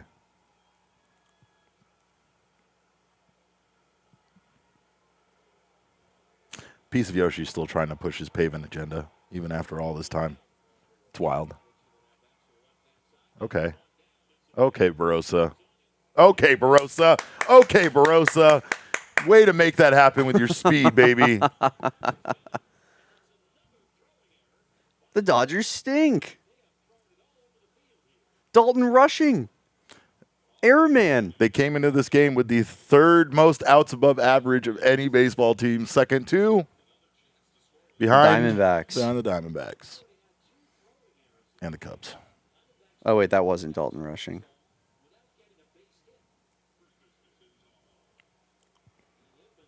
That was Edmund. You knew it was Freddie Freeman is the reason that got fucked up, because he couldn't throw it right because Freddie was literally right in the path of him throwing it at that moment. You love to see it. You love to see it. You love to see it. You love to see Tim Tawa. Tim Tawa You love to is see insane. You love to see a Tim Tawa 3 RBI night. Let's go, Derek. If we might have to do we might have to do a watch-along podcast. I mean, seriously, for watch along every for Tim Tawa start. Yeah, anytime Tim Tawa starts, we're doing a watch along. I love that he wears Nick Ahmed's number. That's his number. Best number 13 in Dbacks history. Bang! Honestly, though, we were kind of, again, going back to putting down how good Tawa was in AAA. Man, maybe just maybe he wasn't just the fact that he was in AAA. You know what I mean? Maybe he is figuring some things out. Tawa at this point is is completely disregarded. No one's thinking about Tim Tawa being a huge part of this future. But there was one time when he was a prospect where he was. And I mean, man, it would be great if all of a sudden he could start producing and helping this team out offensively. It would be amazing.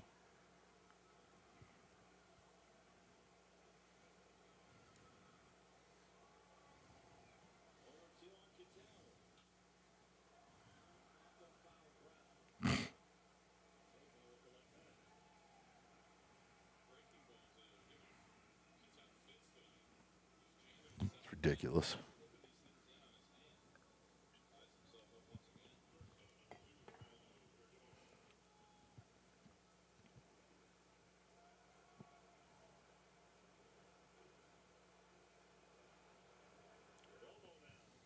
Kevin's here.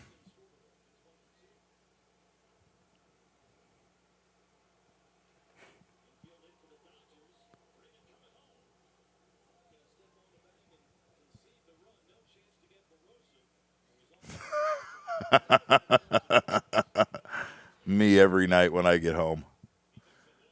Hell yeah. You're wrong, Kevin. It's 8-2, not 7-2. Let's go.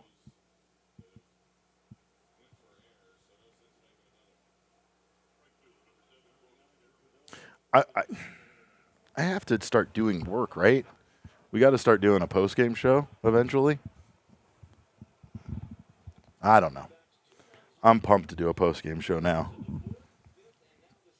I'm still not going to have any energy left for it when it comes around, but regardless, I'm going to be pumped to do it. All right. I feel like we should do the rundown with the chat. Chat, you get to help me with the rundown. That's how we're doing this. We're going to do this collectively together as a group. Thumbnail. Erod? Sure. All right. Erod chat? Let's go. Kevin says, do your job. Kevin, you do your job. God. You ever get sick of this guy? Kevin? Has he ever run that content creator award that he got in your face? It's all he talks about. I swear to God, he's He has. I don't think he's shut up. that in his foot. He hasn't shut up about it. Yeah. In reality, I don't stop talking about it. I'm the one that brings it up Okay. constantly. Nate Cleveland, he's right. Tawa goes on the thumbnail. Does he not? Yeah. We got to do Erod and Tawa. What a hit. Captain Oblivious What a wants us to hit. put Dodger mistakes on Derek, there. what a hit and an early payout by our friends at Bet365. Oh, 'cause Dbacks go up 5. Oh, I yeah. get my early payout. Oh, yeah. Yes, we are. Erod, 3 strikeouts, Cattell, 1 hit, Yep. plus 290, boosted to plus 40 to plus 430. Love it. I mean, it's fantastic. Love it. Love to see it. Dinner's on the Dbacks.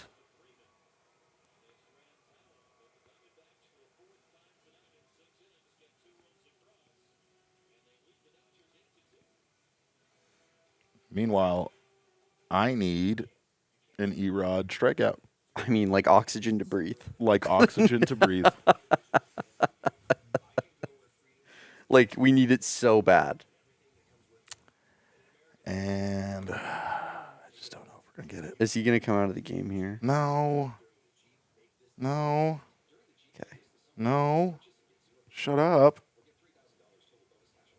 He's at 68 pitches. Shut up. Okay, not bad. We got time. All right. Yeah, Max, the Bet365 early payouts in March Madness up 10 were like, it's the best promo that's ever existed in the history of sports books. Because we had 14 seeds going up 10 in the early portions of games, and you'd be like, okay, cash out that money that line. One. Yeah. Bang, bang. You weren't even doing the bets to try to win the actual game itself. You were just trying to hope that the go underdog up would 10. go up by 10. Yeah, 100%. Can we go up 10? All right.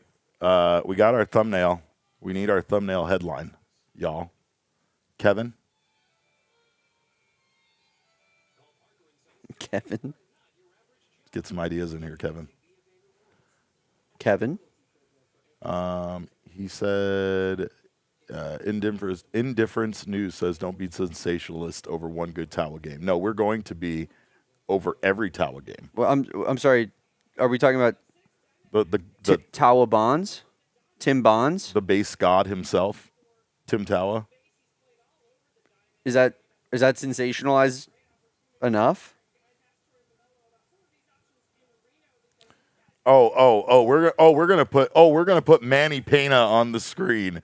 We're gonna put Manny Pena on the screen. Come on! Give me Manny Pena. Come on, chat. Ugh. Also, Tim Tawa did this last game that he had, Derek, where he was incredible, was in this red jersey. So is it just Tim Tawa in the red uniform? Maybe. Kevin's cooking. That's why he's the content creator of the year. What do you think about dodging L's or dodging losses? He likes just Kevin for the thumbnail too. See, that's where He starts getting a little full of himself. yeah, he always You lose him. yeah. It's kind of like with the foot where he asks a little bit. You're like, he'll be no like, worries, hey, Kevin. can you Yeah. give me that pillow right there? And then you're like, sure, here you go. And then he's like, and can you give me a ride home later? Yeah, can you give me a ride home? And would you be able to produce the Wildcats podcast too while you just because I can't really get in there right now and do it. Oh God. He is really, really infuriating like that for sure.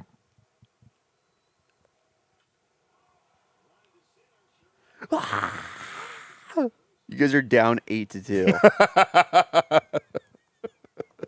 Shut up. Literally. Shut up. You all shut up, every single one of you.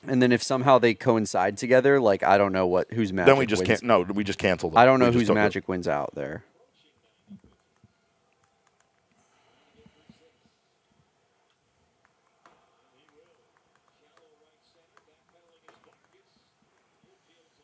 Man, what a night! What a night for this man. Almost right nothing here. better than beating the Dodgers. Oh God! But in this fashion, Just smoking them. I know right now. I know right now. Fans across Major League Baseball are checking out the scores, going, "What the hell is going on in LA?"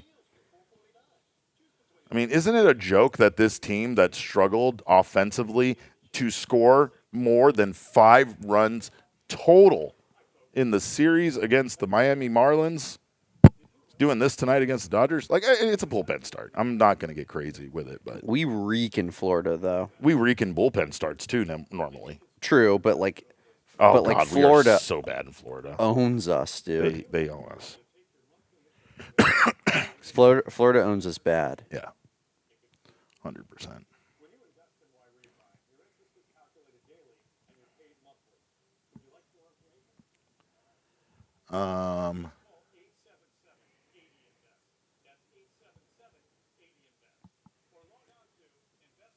What are we? I feel.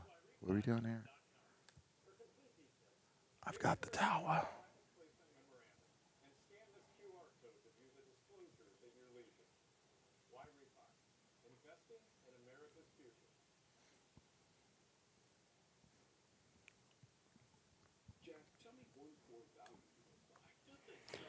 The only downside when like guys like Tim Tawa have good games, they just do not have the requisite Pictures?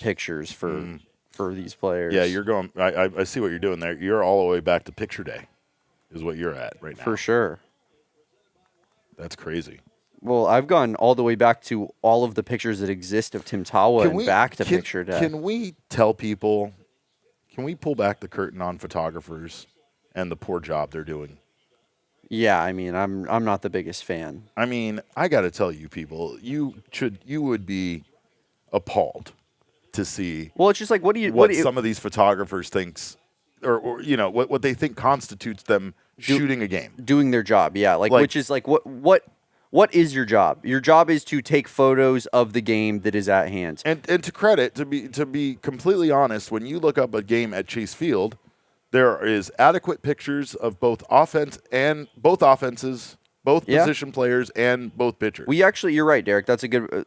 Let's be very clear. The Chase Field photographers are some of the better photographers in all of baseball, from my experience. When you start looking at some of the other stadiums and the pictures the photographers provide, some literally only shoot the home team and will not take a single picture of the Diamondbacks as the away team. Some make the decision that they're just going to shoot all the pitchers all day.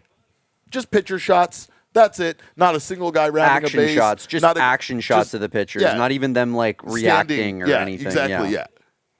So it's not even like something we can use. It's them with their glove in front of their face, kicking their leg up, throwing ball, being all stretched out. Like it's seriously their selection of pictures that they take. I mean, I am no photographer. Most of the time I'm merely doing this just for social media for account. And I will find myself doing a mental checklist of like, well, I got batting practice video. I don't really need to get like 5 guys taking batting practice because people on social don't really care that much about seeing every player take batting practice, right? Same thing with other things. I try to mix it up. And when I was taking pictures for the purpose of posting them, I tried to do the same thing. I understand. Again, when you're taking pictures, the pitcher is the easiest person to get good shots of. Yeah. By far. Yeah. You know, based on where the wells are for the photo wells and all that. But man, I need them to start doing their job better. I need them to start doing more. Pick it up. No, it really is pretty infuriating. It doesn't feel like it's that hard to get a couple of shots of the position players for both teams and a couple of pictures of both teams, starting pitchers and relief pitchers. I don't even care about the relief pitchers. That's not even that big of a deal. But it is pretty much always away games that the D-backs play, and I get it. The Diamondbacks aren't going to be the big ticket, but like, come on. Come on, man. Take pictures. It's Ketel Marte. It's Corbin Carroll. Take a couple cool photos of them.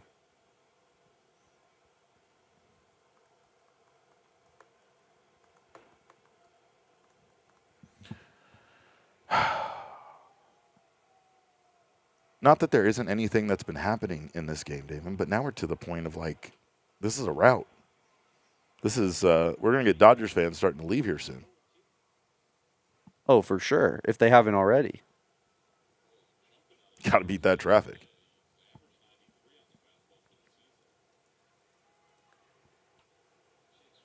Don't even get me started on the parking at Dodger Stadium. By the way, I will. I will have some thoughts. Though I also have some thoughts on getting 5 blocks from Chase Field to this building that we're sitting in right now, and how unnecessarily difficult that is. I mean, I just won't even speak on that at this point. Damon, ever again. I don't. I have no thoughts. I mean, is part of it because we drove up on a sidewalk to get here, or multiple times? I mean, it was just the one time. The other time I parked and pretended like I was parking, and then I snaked in front of a big old line of people. All right, that was different. I didn't get up on the curb on that one.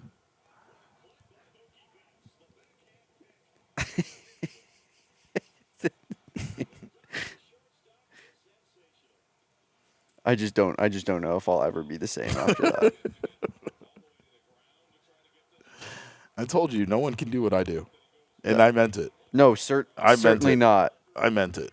Because you have to be crazy enough and prepared for what you did to get out of your car and fight somebody at any given time if you have to. If you have to. I'm not saying it happens. I'm saying you have to be prepared for it. Right. And right. Yeah. Like, I'm not out here thinking that it's not going to happen. I'm just waiting for it to eventually happen. It's inevitable. Steve sounds like a Dodgers announcer. It's his dream.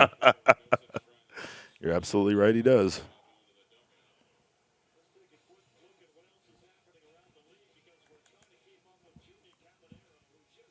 God, this guy. 24 years old? Can you imagine having a 24-year-old player on your team who's going to hit 30 bombs before the All-Star break? God, and is just going to be a part of your organization until he finally needs to get paid, and then you're not going to do it and let him go somewhere else. And trade him to the Dodgers. He's a part of my organization. Is he? He's on your team? He was my 3rd-round pick. Oh, wow. What a 3rd-round pick. I know. What a 3rd-round pick. That's big. My 2nd-round pick, big. Francisco Lindor, total scrub. Oof. Total scrub. That's your 2nd pick? Sorry, Yoshi. Yikes. Total scrub. I mean, at the very least, though, you got somebody that's worthy of being a 1st-round pick with your 3rd-round pick. True. So, or at least the way he's performing now. True. I know at the time he wasn't there, but still.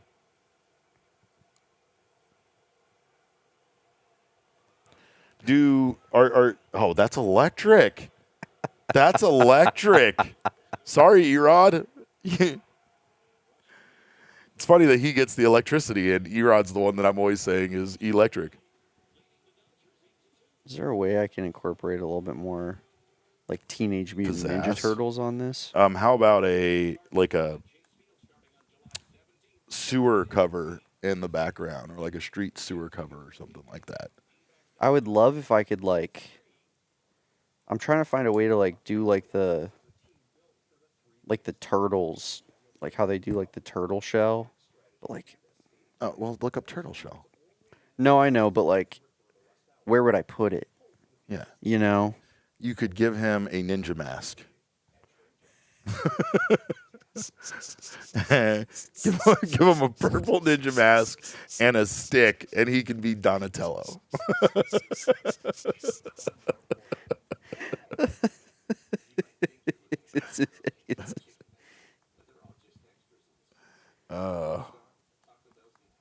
See, this is where people are just getting a peek into the lives of Derek and Damon when we're planning a show together. We get some of our greatest laughs and our best moments, and also some of our most hated moments in these times. Yeah. Earlier, when we were both blaming each other for being Dodgers fans. That's when we're talking about that. All right, what else we got? Who do we play after the All-Star break? The very first series is against the St. Louis Cardinals back at home. Michael Soroka should be starting. in that series, so he should be back. Because they would not. I don't think they would have sent Jose Cabrera down. I mean, maybe they did. Maybe they just sent Jose Cabrera down because whatever. But Torrey was very hopeful that he was going to be back. This has to be from? Okay, I was like, the Cole Mentor.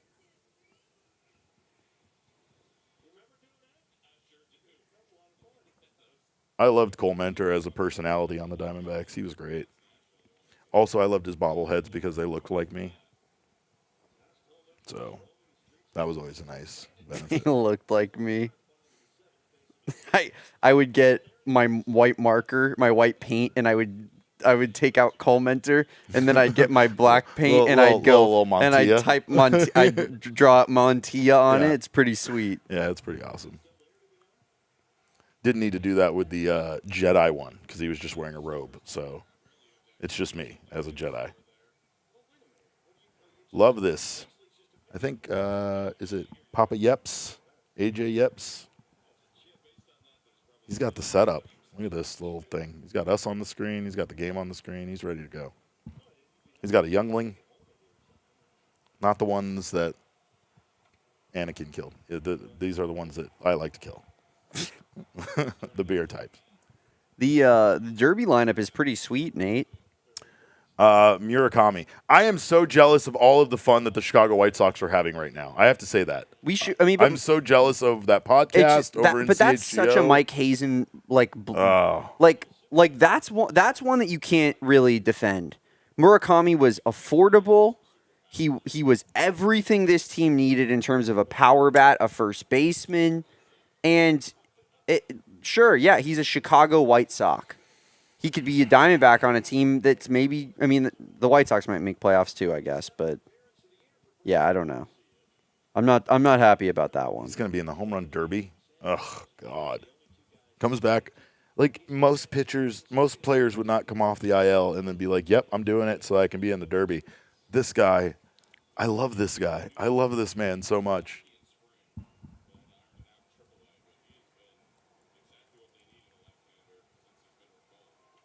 So jealous.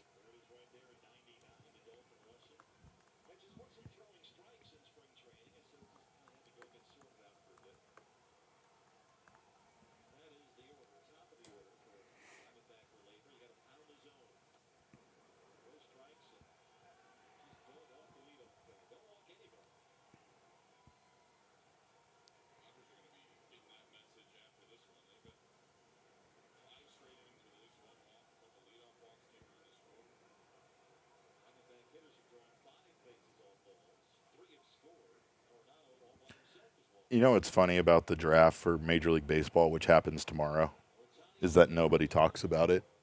At all. At all. And, like, just think about how many mock drafts we get for, like, the NFL. Oh, my God, it means everything. Oh, man. Good luck even finding a mock draft online right now.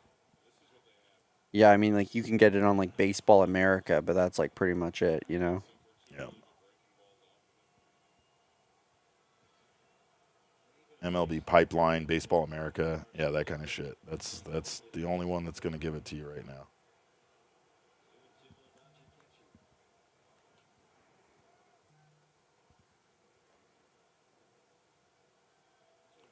And the other funny thing is when you look across baseball and you see all the different experts that give their takes on who they're going to draft, there is not one single player that one guy has that someone else has.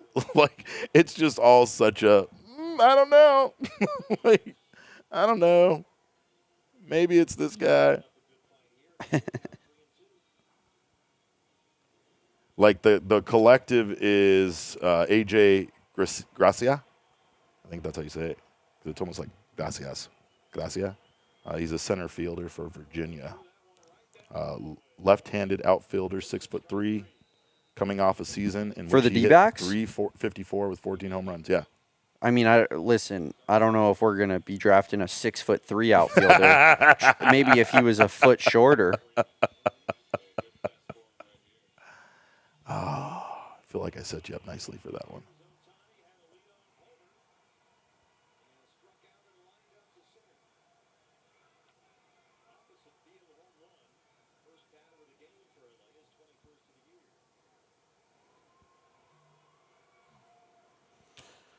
They do have the 12th biggest bonus pool in all of Major League Baseball, so they have money to spend.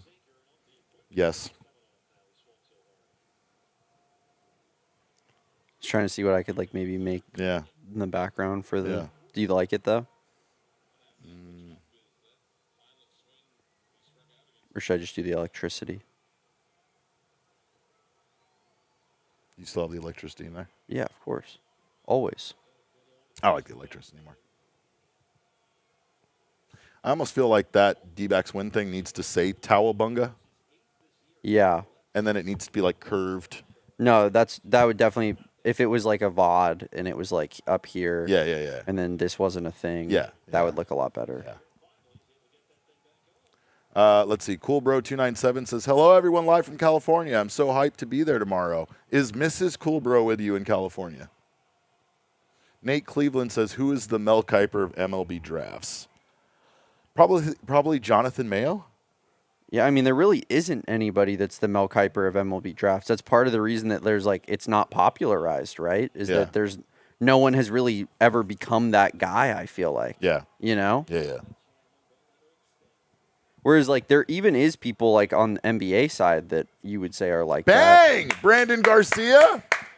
Let's go. Bonafide stud, certified G. You can't teach that. You cannot teach that. Amazing.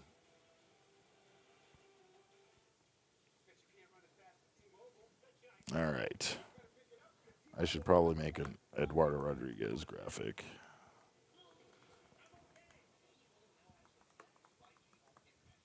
Oh, those beautiful 5Ks. Beautiful 5Ks. Circle K strikeout meter is going to be the most beautiful sight I've ever seen tonight.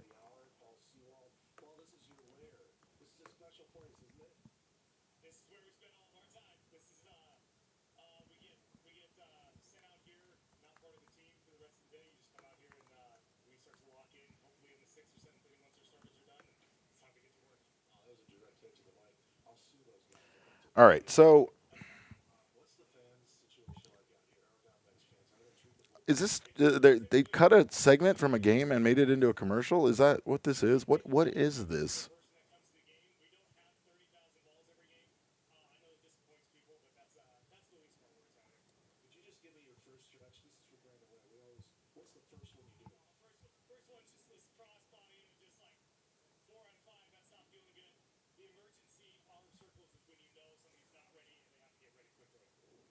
The emergency arm circles. It's going to be me before certain shows when you see me doing the emergency arm circles. Things are not good.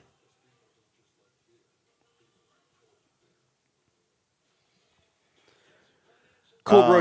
You'll be good. Just as I said the other day to somebody in our chat, just Yeah. be smart and be aware that you don't have a bunch of people that are gonna be on your side if things were to maybe shit was to Yeah. hit the fan. Like, and you'll be perfectly fine. No one's gonna go out of their way to be like crazy to you. Yeah.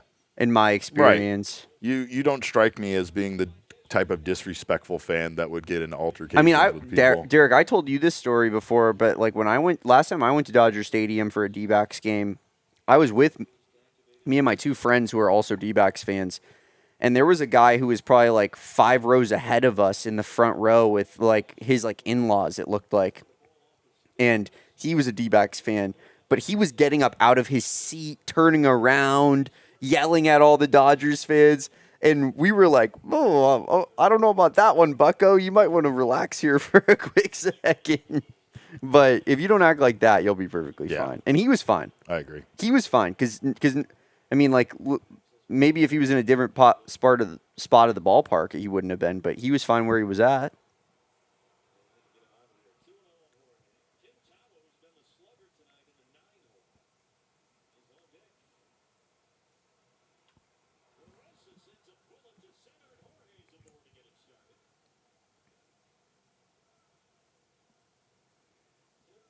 Do you see what kind of message DFAing someone sends?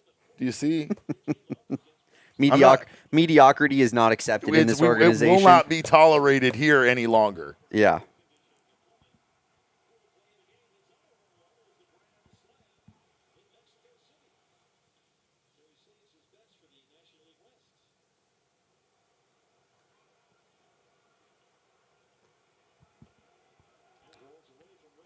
They're terrified of Tim Tower right now. They're just terrified. They don't know what to do. I love that it's finally one of our guys that has no business being as good as he is, doing it to them. That seems to be what always happens to the Diamondbacks. We always make that joke about who's the guy during this series that's going to kill us and go. Yeah, and it's Tim Tower for them. Yes. Eat shit, Dodgers fans. Oh, I love it so much. Holy shit. Is Malawatch just insane? Oh, my God.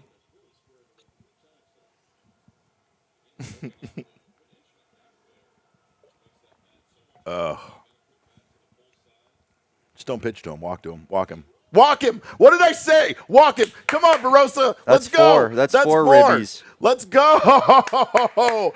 3 for 4. 3 for 4 night for Tim with 4 RBI. Let's go, Tim Tawa. Malawatch has 3 threes this quarter, Derek. What are your thoughts? Oh, my gosh. Have we ever been more back?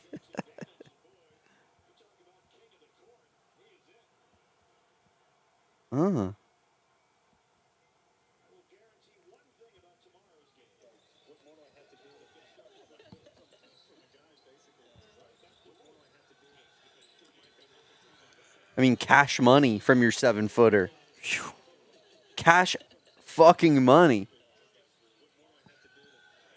Malawatch and Tawa tonight, chat. Who has it better than Arizona Sports? Local legends. Local legends.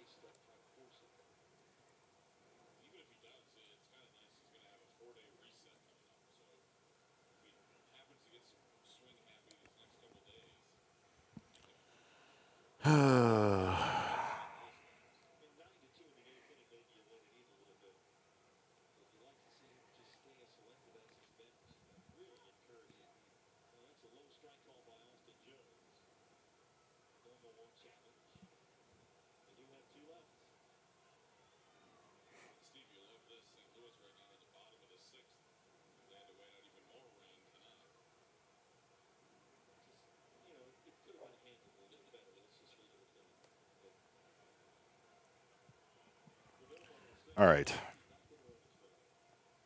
Well, oof. That one probably didn't feel great.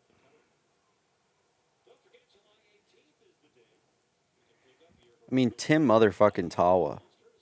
I know. What a night. King Snake. That's a spoiler alert for you that are going to be watching. All of you should be here for the postgame show.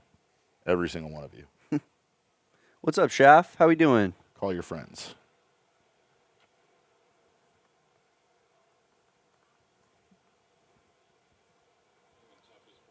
All right.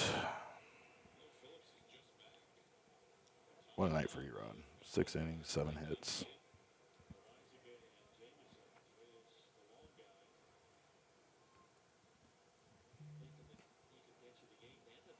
And to think like how this night felt like it was going to go, considering he gave up those 2 bombs to start the game. We started this game with back-to-back Yeah, home disaster. runs by Erod and ended up not being so bad overall. Imagine that.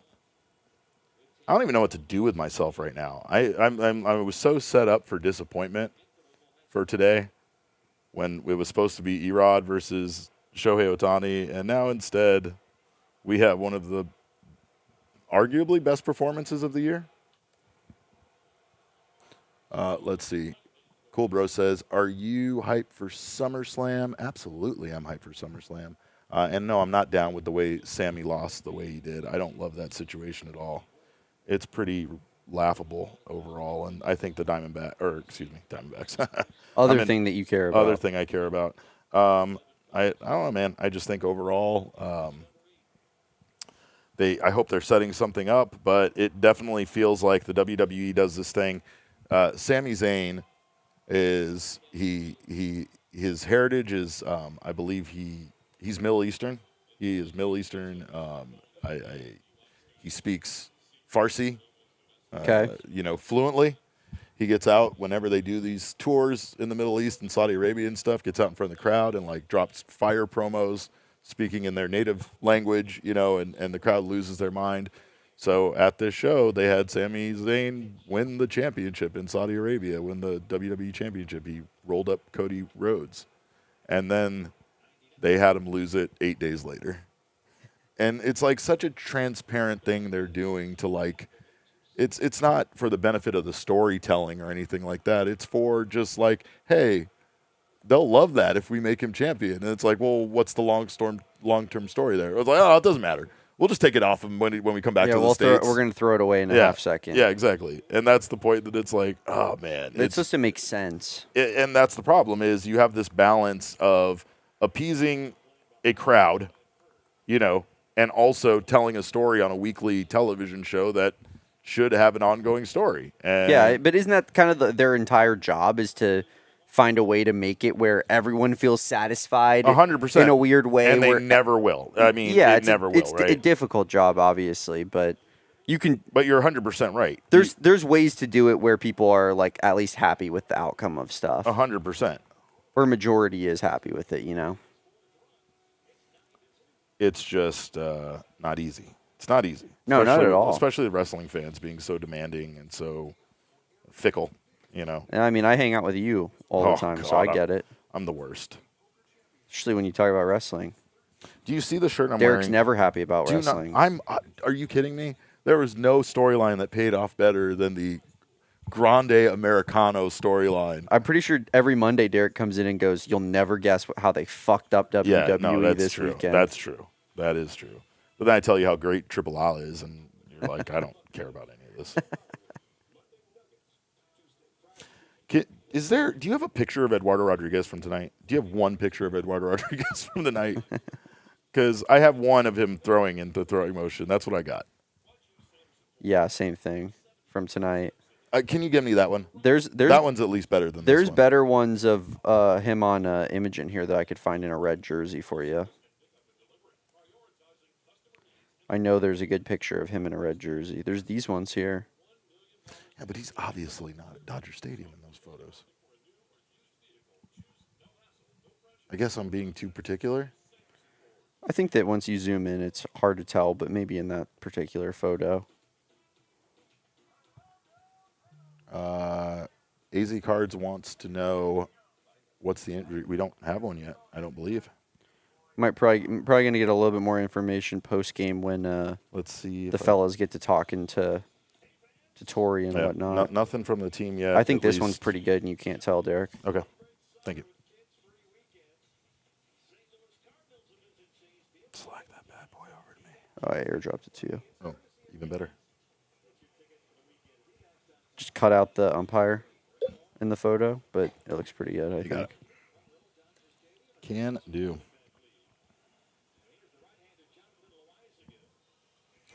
Johnny Lasagna.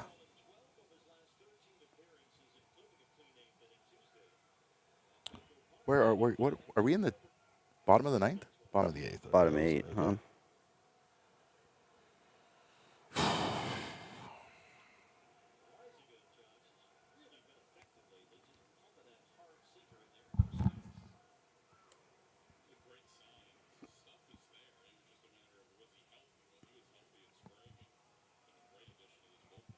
is happening right now? Why didn't that do it?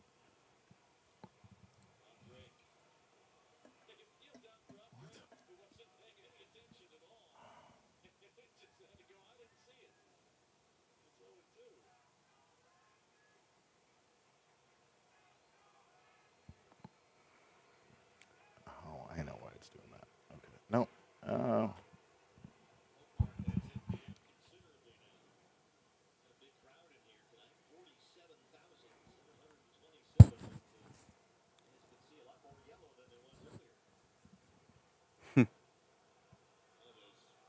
Love it. Love it when that happens.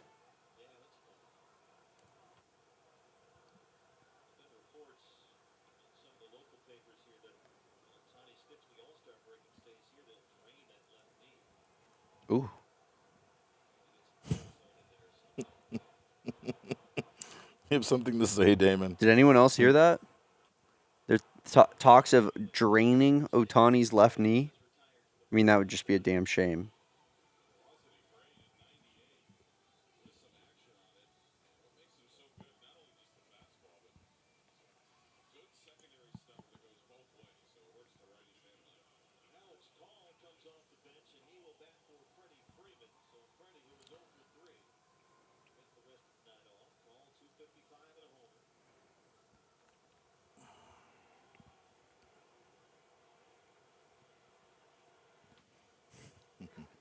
I'm having quite the time with this Photoshop.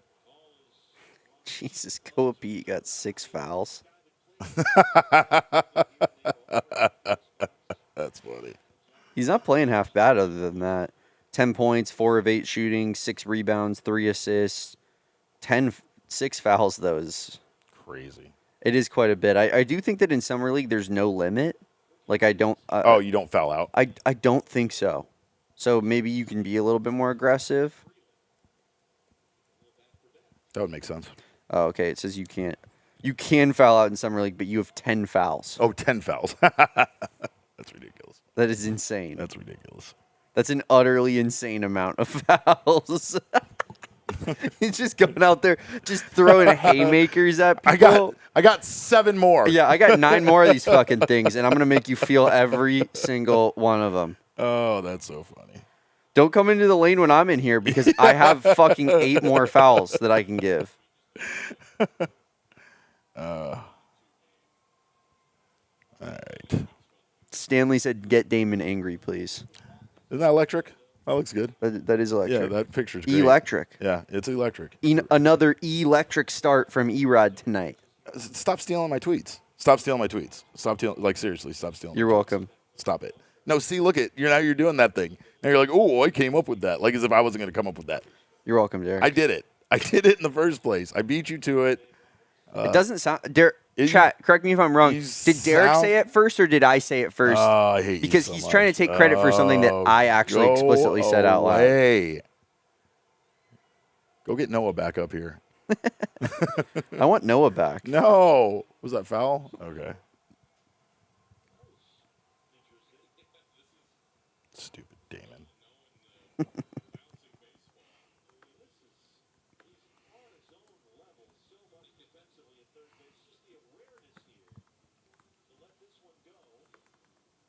Peterson had 9 fouls yesterday. Yeah, at least he's a guard, though, so he's probably, like, trying to, like, you know, maybe get some steals here and there. He's poking a little bit too much, reaching. But when you're a big and you got 10 fouls to give, you might as well just kill somebody for fun.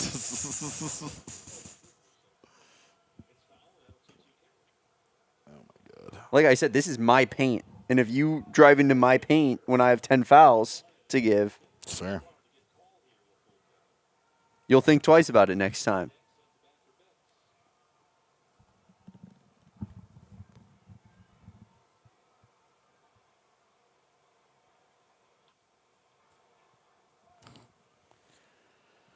Cool, bro. In my experience, a lot of Dodgers ASU fans. Just throwing that out there. Lots of people that exist to, like, trigger me. That's like the ultimate combo for me, Derek.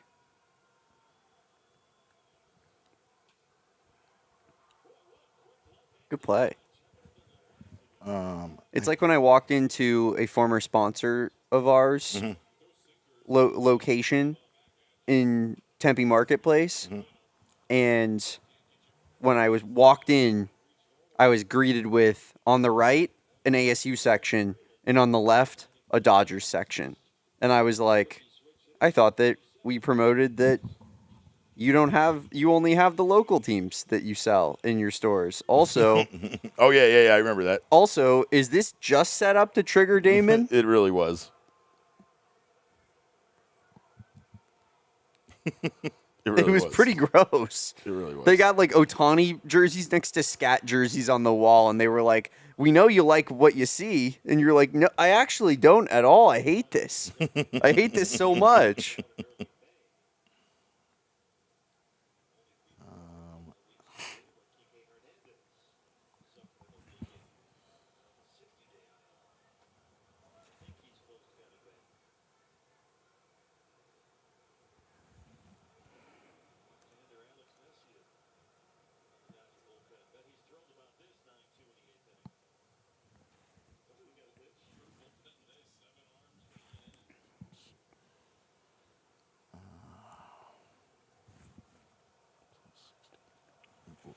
Seven.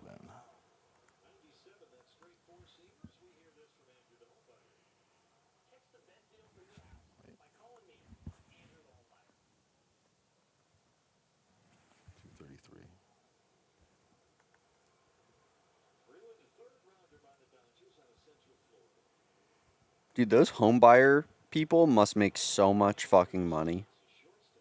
Oh yeah, they do. The amount of commercials that they have. I can and assure you they do.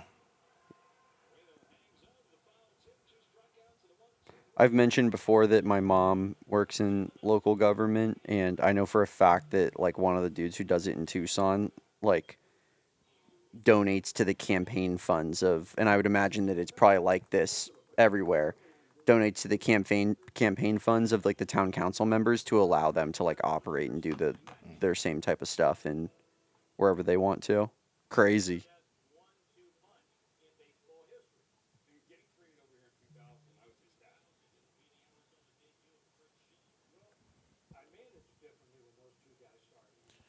In his last 4 starts versus the Dodgers, Eduardo Rodriguez has a 1.17 ERA and an opponent batting average of .233 with 8 walks and 17 strikeouts. Nice. And he put them on his no-trade list. And he put them on his no-trade list. He hates them. Can't stand them. He's just like me. He's here to beat them. He's here to defeat them. Hey, He's just like me. He's like Damon. All right. I am having a meltdown here because I don't have enough stuff in my rundown. I don't love that. You know I don't love that. All right. So we got 6.0. Innings pitch, 7 hits, 2 earned run, 1 walk, 5K, 2 home runs allowed.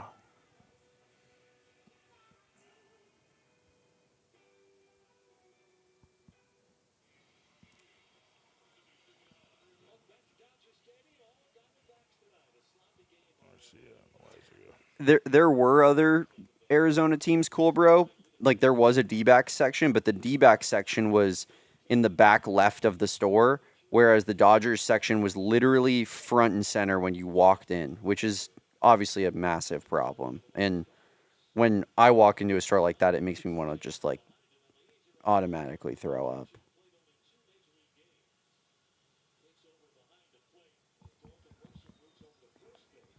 I want to burn the store to the ground.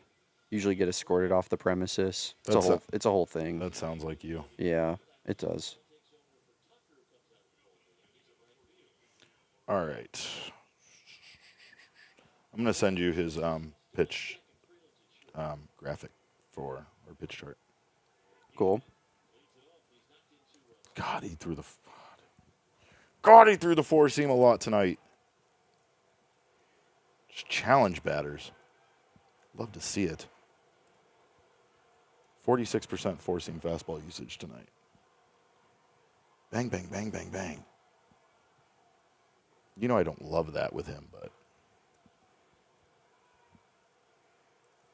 When it's working, it's working. It's funny because I can see that this is his based on how much red at the top of the zone there is. And I was right. All right, so this has to result in the Diamondbacks essentially collapsing overall, right? Like it has to. The offense has to be just terrible tomorrow. For sure. Yeah, There- yeah. there's- I was wondering what you meant by that, but absolutely, unequivocally, 100%.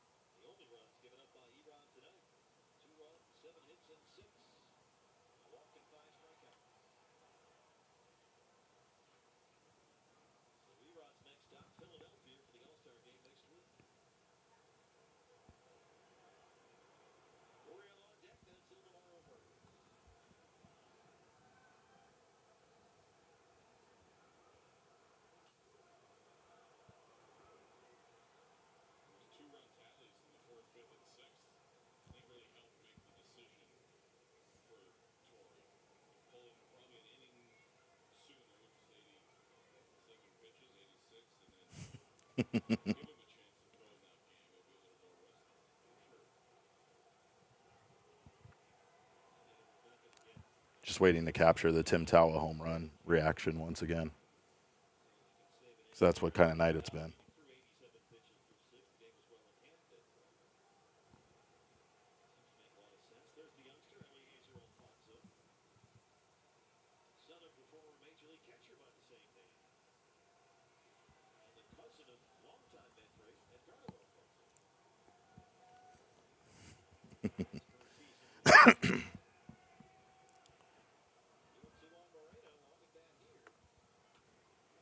Yeah, we get to play the Mount 500 video tonight, Derek. Are you We pumped? do. We do.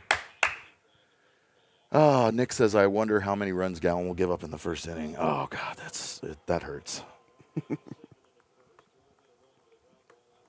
Let us just have tonight. Please, for the love of God.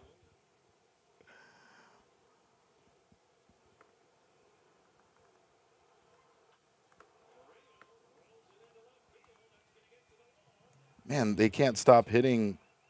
Save some for the rest of the series, fellas. Yeah. But, you want them in a groove, right? You want them. I don't know.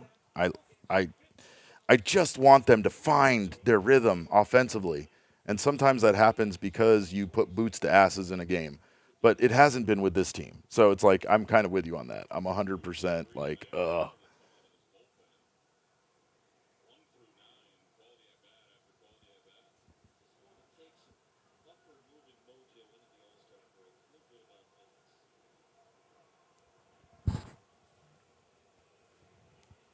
I need some Circle K snacks. I need sugar. I need Blue Sharks. I need Blue Sharks.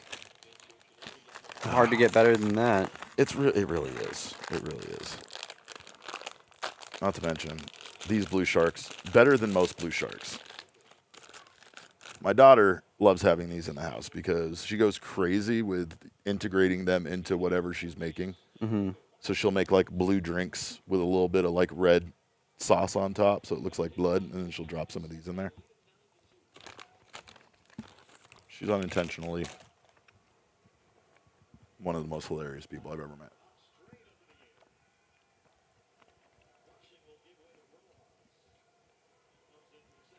I'll say I can't chew on the mic. I can't chew on the mic. People don't want to listen to that. That's not good television. But I need more sugar.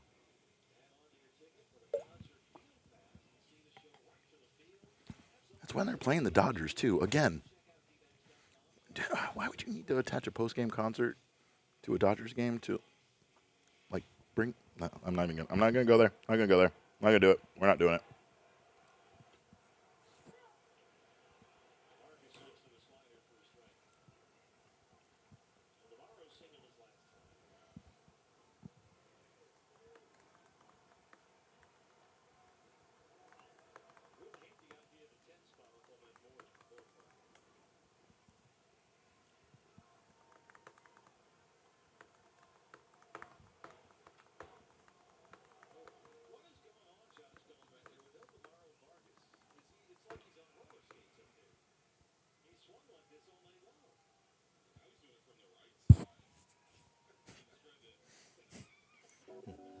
He's trying his best to hit the ball 700 feet. That's what the problem is.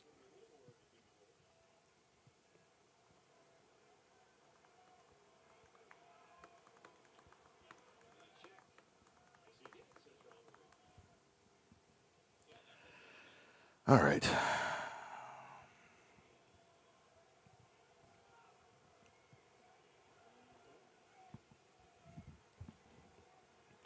I mean, but this has been one of those games where the Diamondbacks have just put up runs all throughout this game.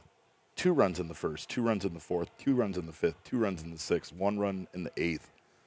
And now they got another runner in scoring position in the ninth. Yet they're still 3 for 13 with runners in scoring position. Make it make sense. 13 in one game is crazy, 3 though. for I mean, 13. obviously you have 9 runs, but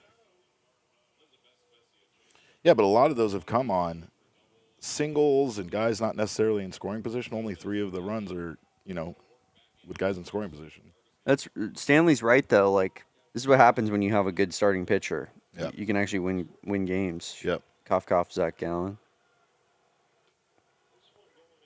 Yeah, Koa's putting on for his state right now. Welcome to Koa Pete Ball.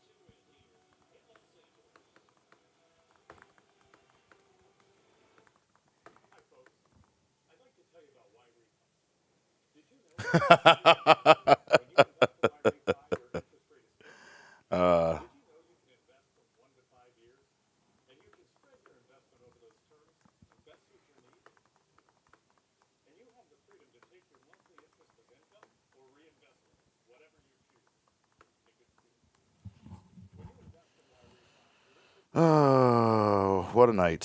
What a night for this team. And we just couldn't get out of it. This might have been the second I hit send on that tweet that hurt Rasheer Fleming right there, Sean. What happened? So Sean just put in the chat right now, Rasheer Fleming hurt, fucking cool. And it was no joke 15 seconds after I hit send on my tweet saying, who has it better than us, Arizona sports fans? Well, that sounds about right.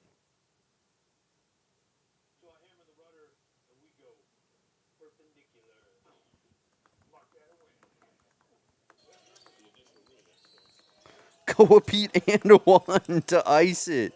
I mean, come on.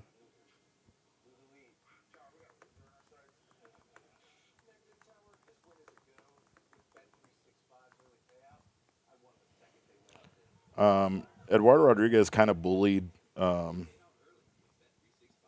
He kind of bullied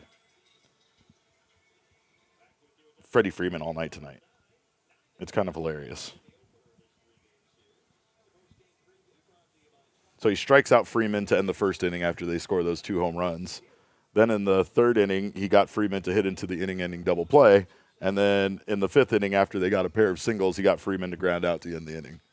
No, yeah, he did have a good. And you know what's funny is Freddie Freeman was 500, I believe, going into this game against Erod tonight versus Erod all time. Like, had a really good average. Yeah, you're right. You're right. I think he was 10 for 20, I saw. All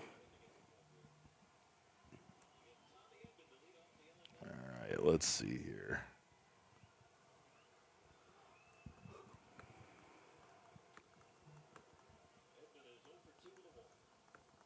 Let's just get on out of here, Dre, huh? Yep, I agree. Home now, kid. Let's call it a night, Dre.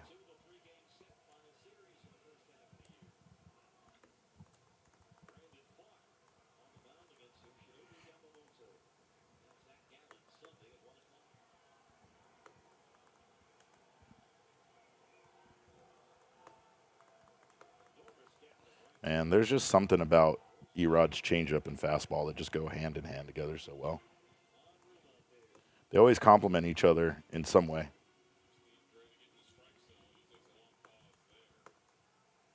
Like one will get, the other one whiffs, and it never is necessarily the same. Sometimes you'll see he gets a bunch of whips with the changeup, sometimes with the curve.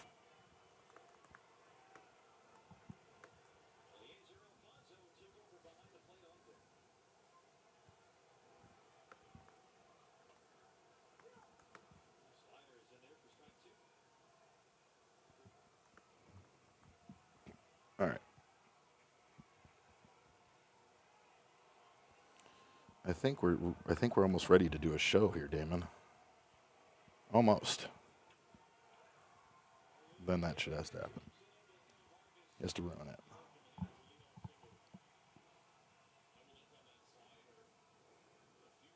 Dbacks only had 2 extra base hits tonight, too. Wild.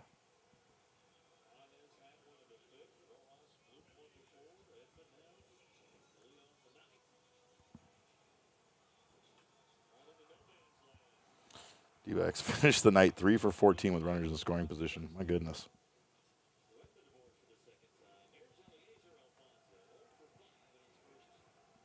Positively, though, they were 3 for 3 on challenges.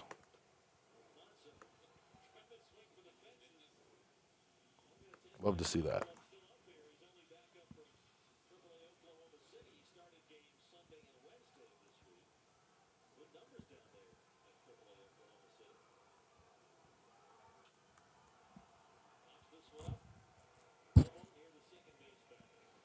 All right.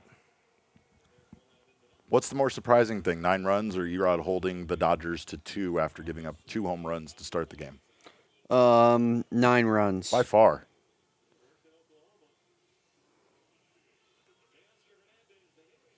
I saw our guy Jack Summers tweet it out, and when he tweeted it out, it's like it came right out of my head. He was like, I don't really know the numbers on this, but I feel like the Diamondbacks are really bad in bullpen games. And it's like, yes, Jack, no, I'm 100%. That's the exact same feeling I got.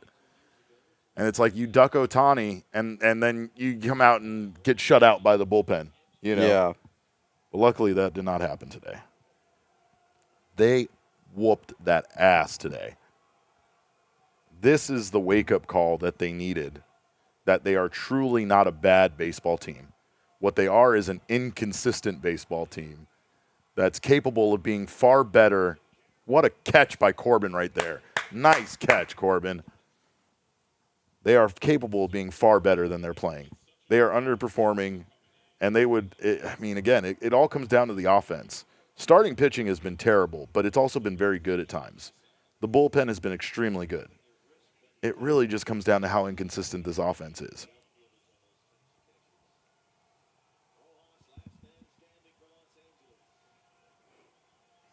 All right, so we got a 10 o'clock, and they don't. They have to do this, don't they? Oh, what are you doing, Lourdes? 9-3 ball game.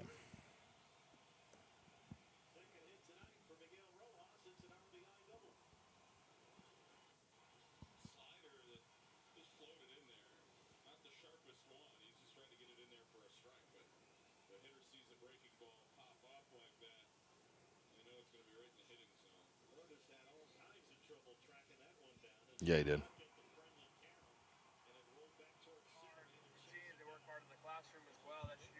What am I hearing? Oh.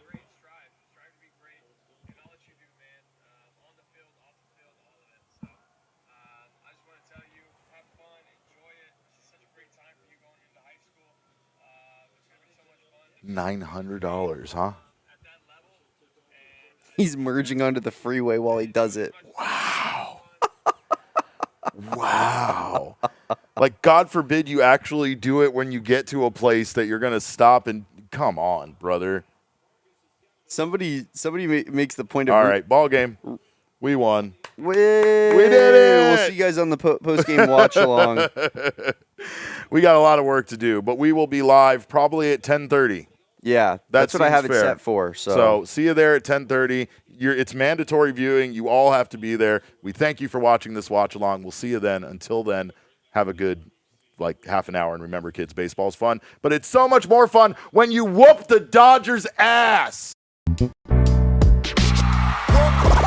all silly like the mayor.